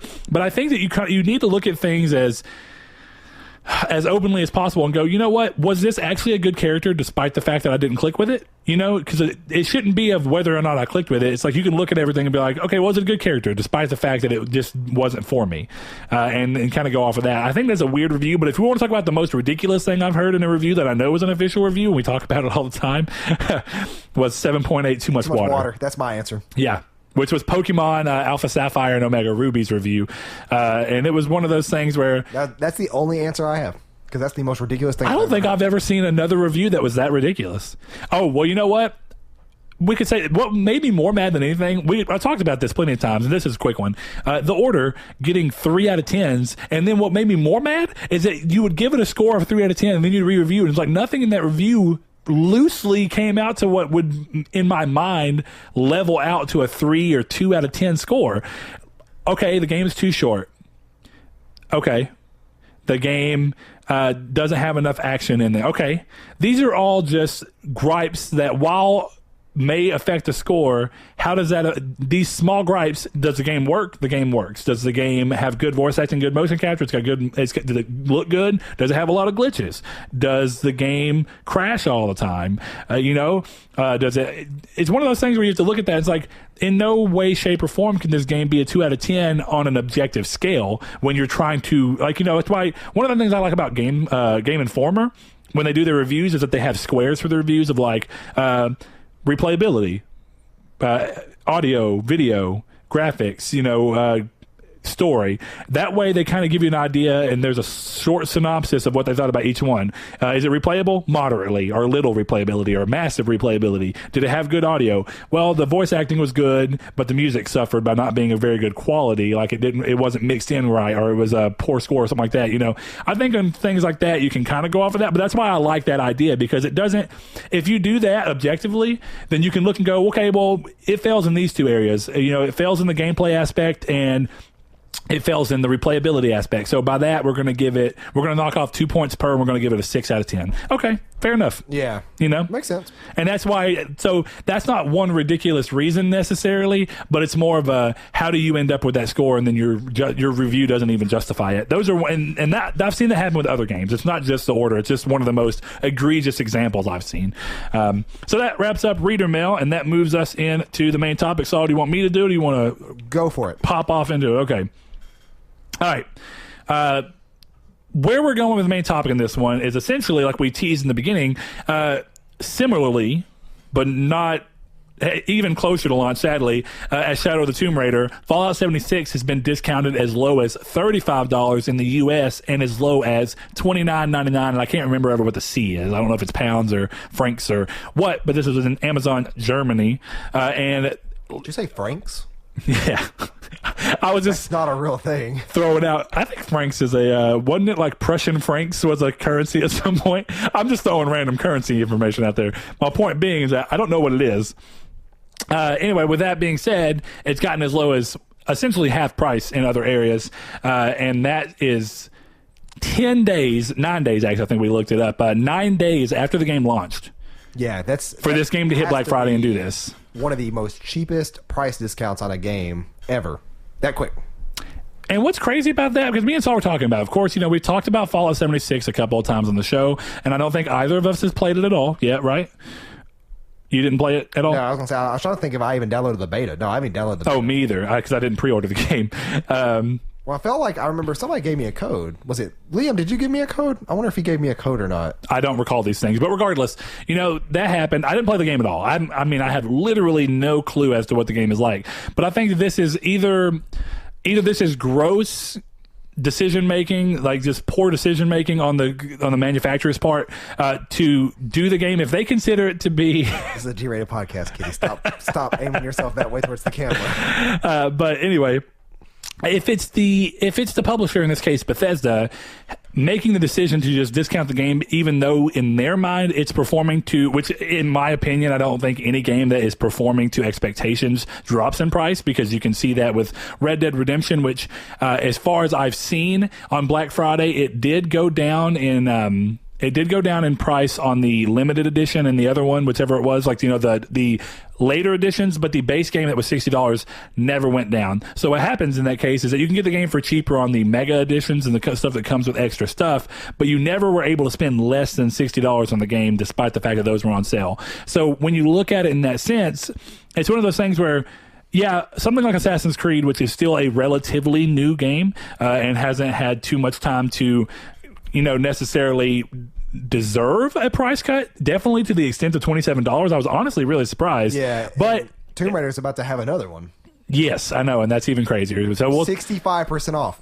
Oh my God, up to 65 on select games. So that doesn't mean that's true. That is true. That doesn't mean that marketing. It's for sure. That's why I hate that kind of marketing. But what essentially it's getting down to is that these are games that, like, whenever I went to Black Friday and bought Assassin's Creed, of course I saw it. Two other games that were there at GameStop that I could have bought were Fallout 76 for $40 at the time, and of course I could have gotten Tomb Raider, Shadow of the Tomb Raider, for $27. Both of these are games that I intend to play at some point in time eventually, but I decided not to get them, even though I probably will never be able to get them for that cheap again for the foreseeable 6 to 8 months. Honestly, if in 1 year Fallout 76 was a very stable game with quite a lot of content and it was $60, I'd still buy it. Yeah, me too. If they fixed everything, and again, that way you can do what you say. You vote with your wallet, right? Exactly. It's okay to vote with your wallet to skip a game at launch, and then when they do the necessary things to fix it in your mind, and it's at the point where you feel like it's worth the 60, then you do it. And I think that's fair enough. I think some people go, well, you're supposed to vote with your wallet, you're supposed to never get the game. No, that's not the point. That's not the point.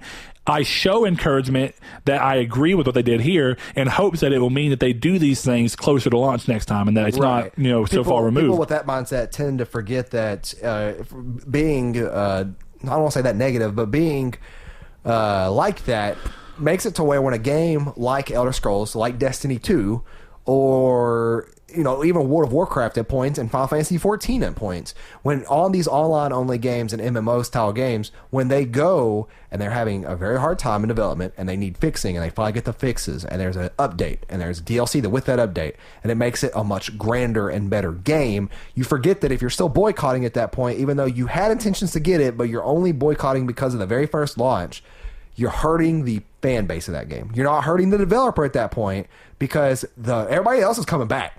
And it's not as big of a group that's not buying it because of that than you think it is. There's more people that changed their mind and bought it because of this updated content than there are people still boycotting it for. Yeah, I think at that point you're almost being a contrarian and trying too hard to. I mean, and I'm not saying there's nothing wrong with that, but you are affecting not the developer like you think you are. You are affecting the fan base, the player base of that game. Okay, that's better wording. Player base. That's what I said. You said fan base. And that's what I mean. And my bad. Fan base is a little different, because fan base is like you're doing something that sounds like by not supporting the game once it fixes itself, you're jeopardizing the future of the franchise. Yes. No, that's not what I mean. But what you're meaning is the current people playing. Because if you, and I'm talking about people who intended to buy the game. I know one person that does this, and it's not anybody else in the world that I know that does this, but he would not buy Destiny 2 because of how it launched. And I'm just like, dude, it's worth it now. It's worth the money. And he's interested in the game. That's what kills him. And what's worse is to play the game. With the Black Friday deal for it right now, you can get it's $35. Yeah. For Forsaken and everything. And he wants to play the game. He's like, I want to have fun with you guys, but I just can't support a company that does that. You're an idiot. Well, because again, I'm not. yeah, that is an idiotic thing because you are, at that point, again, you encourage the company when they do what you wanted them to do, and they've done that. And they have. So now you go out and you support two things at the same time. You support the company for making better decisions, and then you support the player base as well by having more of a pool of people to play with. Exactly, and more funding that can go into future updates. I'll give you that. To increase the longevity of the game's life. Yeah, I'll give you that. I mean, I think that's a reasonable enough stance on it. It's that one personal person that I just can't stand when he does this, because it's like you're just being this way to be this way. And at times, I think he doesn't even want the game. I think he's just saying it to say it. To kind of say, like, I'll get it if they didn't do that. No, you're lying. Because you just have no interest in the game. Why do you care then? Crazy? Do you know what's crazy, Brett? What's crazy? This guy plays Final Fantasy 14. A game that launched in awful, in such a bad launch, they had to literally make the game free to play into the game to destroy it, to start a brand new game from the ground up. Not from like the game design sense, but from like a story and lore sense. And I'll give them this: they handled that well. The game that 14 went free to play as soon as they realized that they had made bad decisions and that it wasn't going to work out. It went free to play, and it was free to play the entirety until A Realm Reborn hit. The fact that you can in the original game, once this was all announced, you can see the meteor. And you can stand there in game and be like, "That's what's coming for us." And then it finally happened, and then it restarted to become A Realm Reborn. Was crazy. That's the coolest. Like I don't know what to call that. Like that's just the coolest turnaround a game has ever made from being bad to being moderately okay in A Realm Reborn. That improved on a lot of things, and now it is what I would consider one of the. It's only in top. It's top 2 MMOs. After Stormblood and everything else happened. Well, I was gonna say it's in there with World of Warcraft. For me personally, it's obviously way better than World of Warcraft. But yeah, I'm with you on that. But I think now I guess we need to go into the idea behind it. My allergies. How do you feel about the fact that in these situations, it seems like more and more often and more quickly that developers are putting out games and then very quickly lowering the price? And now there's two things, right?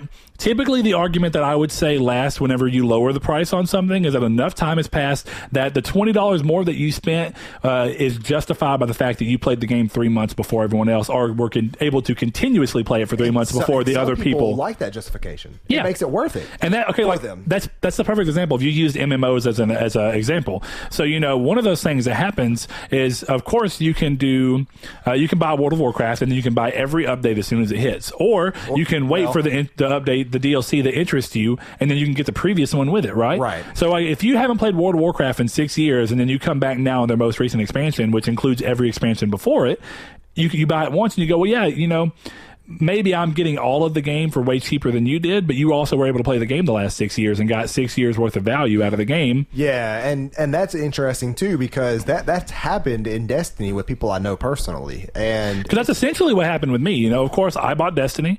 I didn't play anything until Forsaken, so I saved the money. Destiny 2. Yeah, sorry, Destiny 2. Destiny 1 for sure. Well, technically, we were both in at ground floor, and then I was in at ground floor of Destiny as well. To be fair, Destiny 2, because Destiny 2, I bought the game at launch, but then I did not buy any of the DLC when it hit, and I didn't even buy Forsaken at launch. I waited until Forsaken went cheaper, went on sale, and bundled with the other 2 DLCs. Yeah. And at that point, it's a very common strategy that we can see that most games will do. Yeah, and I think it also made the playability better for me. It gave me more to play when I came back. It made the 33 that I actually only spent about $3 of my own money on seem that much more worth it, because it's like, well, I had 3 new stories to go through. And of course, you have all the post game that continues to change alongside that. So how does this always become a Destiny podcast? I'm just thinking this example. I mean, you're right, but it tends to fit the topic. I think it's a great topic. A great example of the topic because I applaud that, right? Because it's very similar to Fallout. And then if you go off of that too, and Elder Scrolls. Forsaken has gone on sale a few times, right? And they found ways to slowly make it cheaper, but essentially, it's been out for over 2 months now, almost. Yeah. And at the same point, they've done good things for people who bought Forsaken early, and whenever they decided to pull everything in for the people who bought Forsaken without it including the other 2, they gave them free stuff. They found ways to try and balance this, while at the same point, the sale for Forsaken has never gone below $30, so it's not even a full $10 off the original price of Forsaken to begin with. And it's one of those kind of games which is similar to Fallout, where when you do decide to buy it with its collector's edition or master's edition, whatever it's going to be called in a year when all the DLC is part of it, and it's $60, because it's inevitably, I can't even speak, I'm burning at the same time, inevitably going to happen. you're going to be starting fresh, and that is the disadvantage you are going to have, and that is what makes it worth it for some people like Blake or people like Donovan who got the game. And once the game is fixed, we're going to go into the game brand new babies and diapers, which is actually funny because that's an interesting thing. That's a side topic, but I just want to get it out real quick. I was talking to Donovan about the game, and he said that the one of the things that he hopes they fix in the game is that right now, if he played with me, he doesn't even get experience at all. So it's like Destiny. Wait, what? If he played with me, if I just came into the game, the level he is, since I'm a lower level, if he were to help me do things, to play with me, to have fun with me, he'd get no benefit to his character. That's terrible. See, like if you go back, okay, if there's literally no reason to do that except for to have friends. Yeah, see, it's like if Seth starts playing Destiny 2 right now, and then I go and help him, I'm still getting experience. I'm getting experience. You're gonna be getting drops. There's something. You know? I mean, it'd be like if you were running strikes or whatever with friends after you got the bonuses. You're still getting all the benefits possible, but you're with a friend. This, on the other hand, is I don't even know what this is. I've never heard of a game that has done this. Oh, is she down here begging again?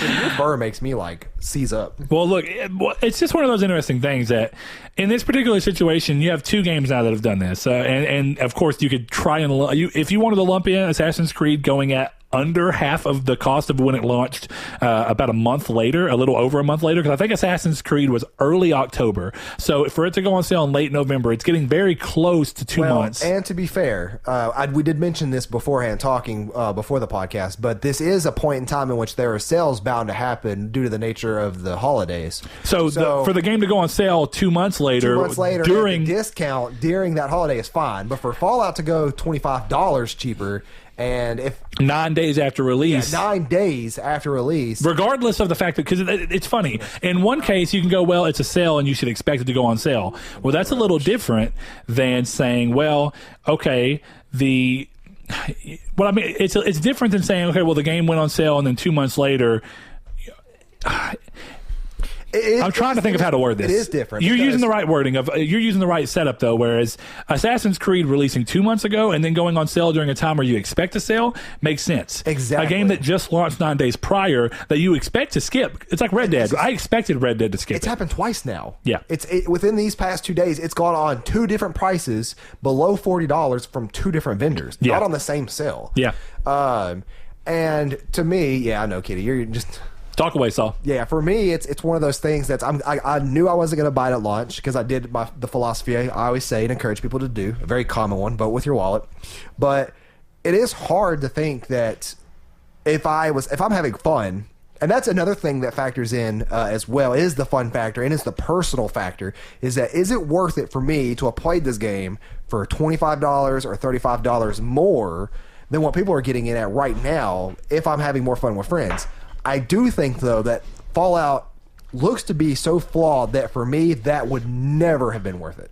The $60? Well, or the fact that you're playing, in the comparison that, like, there are games like we've talked about before, like Terraria and or Terraria. I don't know why we say Raria, but Terraria and other games where like we would pay more than full price for those games because of the experiences we've had, because how the content that we've gotten out of it would give us. So, for me, to have gotten Fallout 76 and to played it up until this last weekend, I would have been incredibly insulted if that game was $35 and $25 cheaper than what it is now. Yeah, there is no way. A week and 2 days after launch. There's no way to justify 9 days, 10 days, whichever one you want to say, regardless. Even 2 weeks, let's just say that. There is no way to justify a game dropping that quickly. The only time it would, definitely a game that's online. You know, I mean, it doesn't. It's a little different. I mean, especially in the condition it's in, I can't even think of the name of the video, but it's the one I told you about that's like 30 minutes long, and it was people just glitches after glitches after glitches, and some of them are the same, which is what's scary, and some of them are completely different and unique, more random. Yeah, at least that feels better, right? So, well, just something happened. But there are a couple things that look not game breaking, but completely just fun breaking to me, and it's one of those bad catches. You know, you go in and you think you got a fish that's worth it, and you're like, I'm going to stick through this to the long run. Eventually, they're going to update it. Eventually, I'm going to be up there at level 100 or whatever. And I'm going to have all the best stuff. I'm going to have the best power and armor, the hours of play that I was able to put in. I'm going to have all the cool stuff that show you that I'm one of the best. And yet, here we are 9 days later, and I have wasted technically $30 of my own money. There are people out there that are going to say, I'm getting the $60 enjoyment out of it. It doesn't affect me at all. Now my friends can come in at cheaper prices and we'll have more fun. But I think that it's really hard to justify that now. Again, a month? Maybe. Well, and I'm just 2 saying, months? like, sure. If Forsaken, because I paid full price for Forsaken. If Forsaken dropped to $10 to get you to play it, I'd be like, good. I don't care I wasted $30 because now technically my wasted $30 got Brett into the game and we were having all this fun we are now. It would have been worth it. But it's also been... But it's also on a grander scale, a complete slap to the face. Yeah, but even then, we're talking about if Forsaken dropped to $10 now, it wouldn't be near as big of a deal. I'm talking about the same time frame. Yeah, no, God. The same time frame. Yeah, so you might be able to justify it yourself because of what it did for you. Off because you're like, wait a second. They're all saying this is good. Now it's only $10. Yeah. What's going on here? Yeah, no joke. That would. But I think that's what's interesting because when you look at this, is there any way in your mind that you can justify? Because I don't think Bethesda's not come out and said that it's because of sales not hitting expectations. But is there any way to look at this and not go, well, this is because the game is not selling as to expectations? I think I know the reason why, and that is because I think it was obvious. Real quick, sorry, but I think it's obvious just to kind of add into this side of it. I think it's obvious that that's exactly what it was with Tomb Raider. Tomb Raider has no online component. It all comes down to, well, it's not about trying to get more people in so that the world's more fun for everybody. Right. It's just it's entirely a story. So it's like, well, the game didn't sell enough. We're going to drop the price by, $20 3 weeks down the road because the game just didn't sell well enough, and we got to try and make this up before the year ends. But go ahead. So for mine, it's a little more psychological, and it's a little bit different because of the nature of the game, and of course, this holiday we're around with Black Friday and Cyber Monday being a thing. There are people in the world that go into stores with no intention of buying anything at all, and they see something on sale and they have to have it. And there's so many thought processes there, you couldn't name them all. They could need it, or they could think they may need it one day. They could take advantage of the sale, whatever it may be, and that hits everybody. Everybody is like that, but there are some people who use this as an excuse, knowingly so, to buy things. Like, oh, well, it's this price, I might as well grab it, it's Black Friday.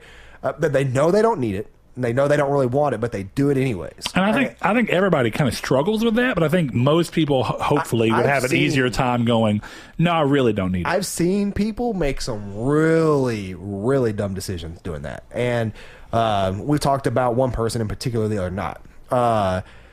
And I think that has to do with it a little bit, because when you're in GameStop and you're shopping around for Black Friday sales and you see Fallout 76, especially if you're not connected to the game world, you're like, that game just came out not too long ago. This is a good deal, because you may not know anything about Fallout. And you may think, well, this game was $60 yesterday, now it's $35. I'm going to grab that because eventually one day I'll play it. Not thinking about going into it. So you're saying that you think Bethesda did this on purpose to try and hit that part of the market? I think they did it on purpose to hit that part of the market, because a lot of people use Black Friday for Christmas shopping. So there are kids out there who may not follow gaming close, or they may not know exactly the problems with Fallout, or they may not care because they get to play with friends. But then they put it all on the Christmas list, so mom and dad go buy it on Black Friday. And then you have people. I used to work in a shoe store. This is a little side tangent, but it's very short. And everybody, I think every state does this, but there are tax-free weekends, and in which typically right before school, and typically on most non-grocery items, right? Like, I think it fits in. I know it fits in clothing and shoes and stuff, because I was working in a shoe store when this happened. It seems like it's to help give a break to people who need to buy back-to-school supplies and clothes for their kids. Yep. And we had one customer come in, and she was really nice, and she ended up being in there for an hour talking to us. And this was like almost 10 years ago, by the way. But we were talking, and she lives in a town that's 40 minutes away. A town that's real small. It's on Texas. It's going towards Texas. I'm sure you could probably guess. But they don't have a mall. They don't have shoe stores or anything like that. They're a really small town. And she was telling me that she came to town to take advantage of tax-free weekend and stuff, but she only had two things to get, and that was her daughter and her other daughter some shoes. And I'm like, okay, cool. let me know if you need help. They walked out of that store with Uggs. And for those that don't know, Uggs are boots that cost in the price range of $200 to $300. I wasn't the one that sold them the Uggs because I don't remember the amount, but I know that it was around $500 what they walked out with. She justified driving 45 miles to and back to spend $500 on 2 pair of winter boots in August.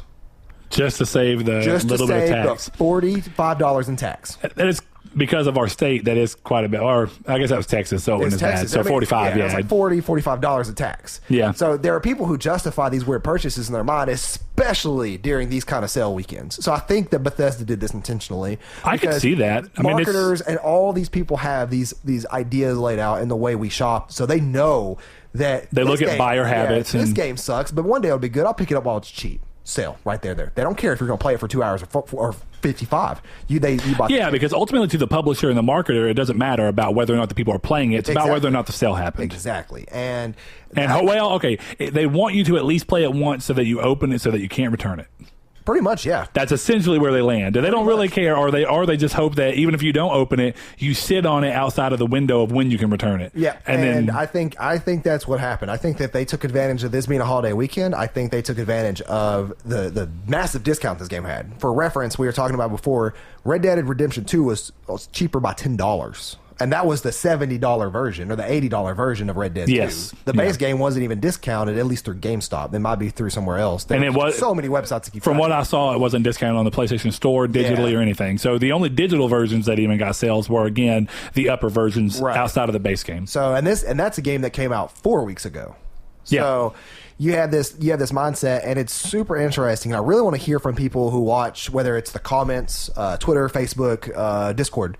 Let me know, if you think I'm anywhere near correct in this, and let me know if you've ever done this, because I've done this with one game before, and I shouldn't have. I really shouldn't have, and because it's one of the worst mistake of a games that you could have done it with.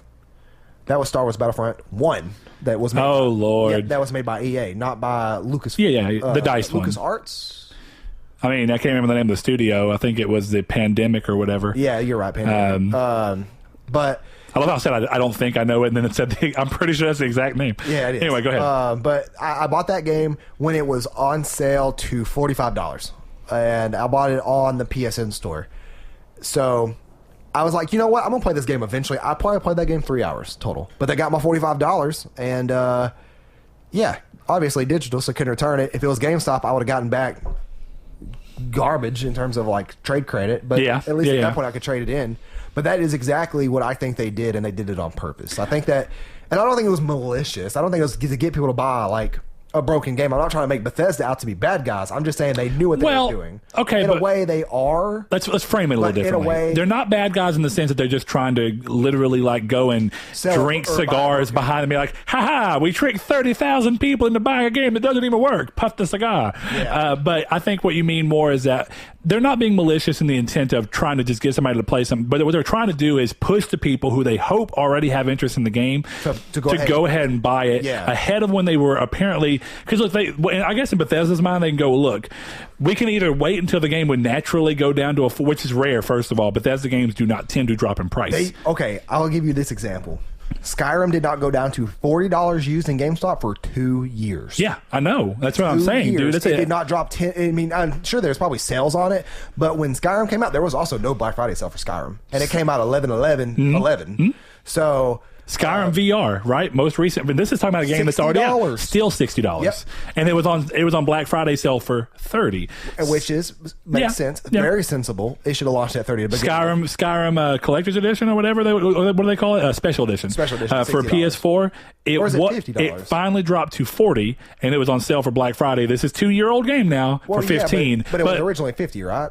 No, when it launched, it was a full price. Okay. I couldn't remember it was full price. Yeah, it was a full price. It's 60 on Switch. But anyway, when you look at those situations, it's one of those things where, you're right. There's plenty of times we've seen other games do this, and that's why I think, I'm glad you even brought up Skyrim, because Skyrim is a perfect example of Bethesda, and that's why I again say that the flip side of it is that Fallout 76 is an online game. So regardless of what they expected sales to be, maybe they were really honest to themselves and go, look, this is Fallout, but it's very different.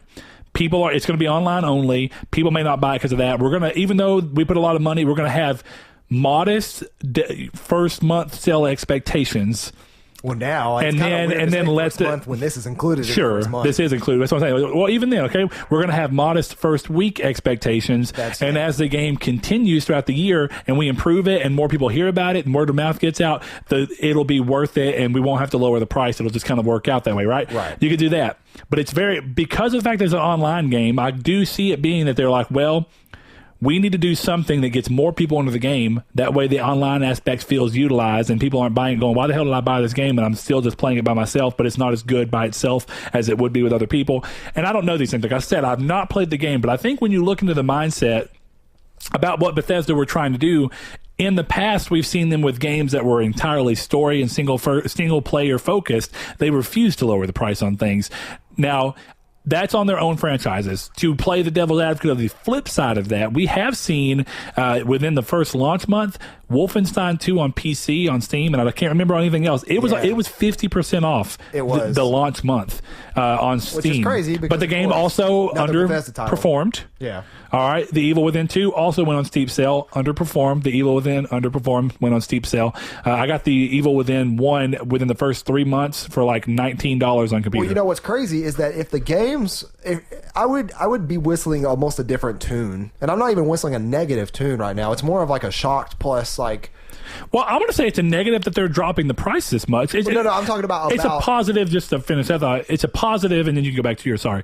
It's a positive in the fact that the people who are benefiting from this are getting to buy the game cheaper and give it a try. It's a negative to the people who gave their money up front. I'm talking about the game though specifically, not the pricing part. Sure. Because if it was a better game, you're still, no matter what you do, this game could have been a 10 out of 10, performed well. It wouldn't have dropped this low, by the way, because we see that Red Dead didn't do that. But and that's a kind of a good hallmark in this particular time. And Red Dead still, just to frame this, Red Dead still is not an online only game, and currently Red Dead doesn't even have an online component. Exactly. But it's one of those things that even if this game was 10 out of 10, it's still almost, I'm not going to say malicious, because that's a strong word for this, but it's a very, you know what, I guess malicious would work pretty well for this. It's a pretty malicious move to half your game off almost within a week of it coming out. Because so many people bought that game at $60. And even for the people who go, well, it's not a week, it's 9 days. Okay, what is 2 to 3 more days on top of a week for half the price of the game? Yeah, I mean, it's really hard to justify this, and that's why I keep coming back around to how do you justify this outside of it not hitting sales expectations. And then the problem with that is that it sets a bad precedent. It does. Because it sets a very bad precedent. For two things. If people don't make a big stink about it, which of course they are, but if people wouldn't make a bad stink about it, then the publisher would just do this anyway. And they go, well, you know what? Not only in the future will we go up with the price of games, we'll start making them $70. Then after the first week or 10 days, if we don't start getting what we want, we just drop it down to $50 or $60 or whatever. That's a bad precedent to have. But I think the flip side of it is that it still sets a bad precedent if they go, the game's not, and I think that this should probably be said before I go with that. Whenever you buy a game, you do legitimately run the risk of that game just really not doing well and having a massive backstock, and then quickly them having to go, you know what? This game doesn't have legs. And we have no reason to believe this game has legs now. It didn't do what we expected it to do early on. It's getting railed by people online. Word of mouth is bad for the game, poor for the game. There's no way we're probably going to recoup our losses on this. We're going to slash the price. And a perfect example of this was Onrush, right? We're going to slash the price by half in the launch month. We're going to try and just get all the copies that we have sold. And then the digital copies, whatever we can make off the game is better than nothing. And I think you will see that, and you take that risk anytime you buy a new game. But I think with big publishers that you know and with series that have a pedigree and have an expectation of what you expect to get out of them day one, you should look at Fallout as a game. Even though I didn't think 4 hit this perfectly, I think at least when I bought 4 and played it for $60, even though I beat it and then immediately quit playing it and didn't do any of the side stuff, I still think that was my proposed value of $60 was there. I think it's really hard to take that away from somebody by going, this is a Fallout game. This is a known series by a big publisher. I should get $60 value out of this game, and that should mean that this $60 value that they're selling to me and saying, hey, this game's worth $60 should not be 10 days later changed and brought down to $40 just because they wanted to. And that's exactly what I was going to say is that this is the fault of no one. I'm like nobody I know, but there is a consumer responsibility, especially in electronics, that you look into what you're about to buy, and it is try and make an educated decision as best you can. And that goes for games, that goes for consoles, TVs, laptops, everything that has a motherboard, anything that has a power switch nowadays. That is expensive. And then the games, because games are cheap. They're not cheap. And I mean, they're cheaper than ever in comparison, but they're just still $60 in one swift, swipe of your credit card is not something to laugh at. What's funny is that there are people that made an educated guess with Fallout as $60, and they were like, you know what, this game has bugs, the servers may not always work, but I'm having fun with it. Yeah. And they are the ones that are hurt the most by this. Yeah. Because they are the ones that spent $25 to $30 more on a game. Yeah, I agree with that. That is where no one wins when it comes to consumer electronics. Yeah, and what's funny about that, and we'll kind of probably wrap this up unless you think you have more to say, but as far as that goes, it's funny that we talked about, whether or not they were kind of being vultures with the marketing side of things of like, well, let's see if we can just try and get people to go ahead and buy this game, because the flip side of that is they've already banked on that, because I don't know if you've seen the case for the game. There is not very clear, concise marketing that makes it obvious that the game is online only. And you talk about the people who don't maybe keep up, right? Really? You think about the people who don't really keep up with these things, right? And you're talking about the people walking in the store and go, "Oh, Fallout's a big name," and I know enough to know that this Fallout just came out 10 years ago. I played video games a long time. Well, even people who bought Fallout 4, right? But the people who still don't pay attention that close, and they go, "Well, I know enough to know that this game did just come out, and 10 days later it's already this is a deal," and that's what they go on. Yeah, and they blame it on Black Friday. Sure, and then the flip side of that, though, on top of that, is that the fact that we're already seeing that happening. People who don't keep up with games that much, but instead, like, say that they picked up Fallout 4, right? And they loved it. And then they see Fallout 76, and you're like, whoa, what, a new Fallout already? Awesome. They go and buy it. They get home. Okay, everybody, I'm sure at this point, has seen the video of the guy who was in GameStop. He's told that he can't return Fallout 76 because he opened it and it's the company's policy, and he freaks out and pushes everything over and vandalizes the store, essentially. Right. And, it was funny. The response I saw from a lot of people were like, screw GameStop. It should be like that, blah, blah, blah, and any number of reasons. And look, outside of from what we've heard from Josh, one of our listeners, about Australia having a policy where everything has to be returnable within the first 7 days or something like that. I would never want to see that in video games. The reason that is not smart in a lot of things, definitely like video games and media, is that media can be watched and opened and returned. And the thing that it comes down to, you should not be able to abuse that, right? If I can, and you can say it's just games, but even movies and stuff, if I can buy a disc or some form of media, open it, experience it, within the return frame that the 7 days that most people give you for normal returns on anything else, if I can beat it within that 7 days and then return it and then get something else, then where does the profit come from? At that point, game prices start having to go higher to compensate for the people that are going to try and abuse this system, and it's a lose-lose for everybody, and it's not a good, sustainable business model. You can't do that. So no, not screw GameStop. GameStop did exactly what they should have done. GameStop said, you know what? You open the game. We don't know how long you played it. You could have done everything there was to do in this game. You could have thrown it in your computer and pirated it. Yeah, that goes for movies. True, but and there's definitely that. Millions of possibilities. Not millions, obviously. Sure, and there is that. Tons of possibilities you could do when you open a game. But I think not everybody's going to understand how pirating works and have the ability to do it. Right, but everybody, if this was the policy to just be able to return anything, everybody could potentially abuse it. Right, which is why Steam does it the best. 2 hours of game time, which now there are only works on digital storefronts. We should say that, because that's the only way that the people who sold the game to you can really know how long you put into the game. And that would, if Sony adopted that, maybe a little bit less, because there are games like My Name is Mayo and stuff that you can be 25 minutes, like an hour. Yep.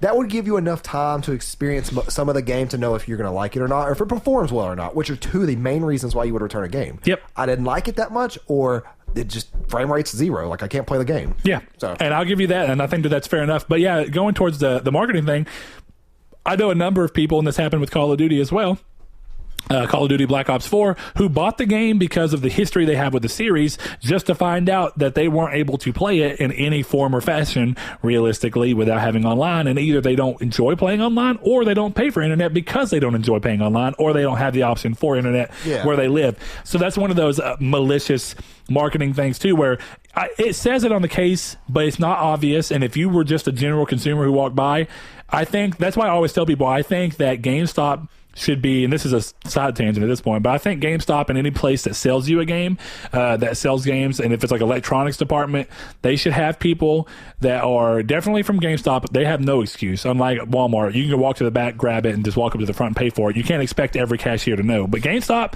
are people who are supposed to be employees who understand games at least a little bit. And I think it should be known and told by GameStop corporate, go, hey, game called Fallout 76 is coming out. If you don't know, this game's online only. Make sure everyone who purchases it understands that beforehand.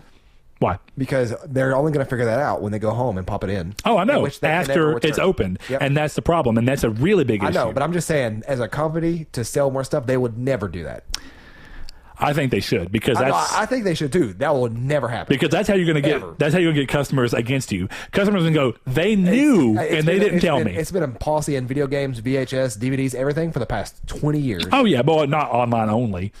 Not that aspect. What do you? No, I'm talking about if you were to go to GameStop and they didn't warn you or something, then you know. Well, yeah, but there's a difference between warning you. It's a difference between warning you about something subjective versus something that you know for sure, right? The only other thing you could use is that if they knew because you were talking to them, and you could say a number of things, but I'm talking about in the grander scheme, because you could say, well, look, you should at least know what console you're supposed to be buying the system for.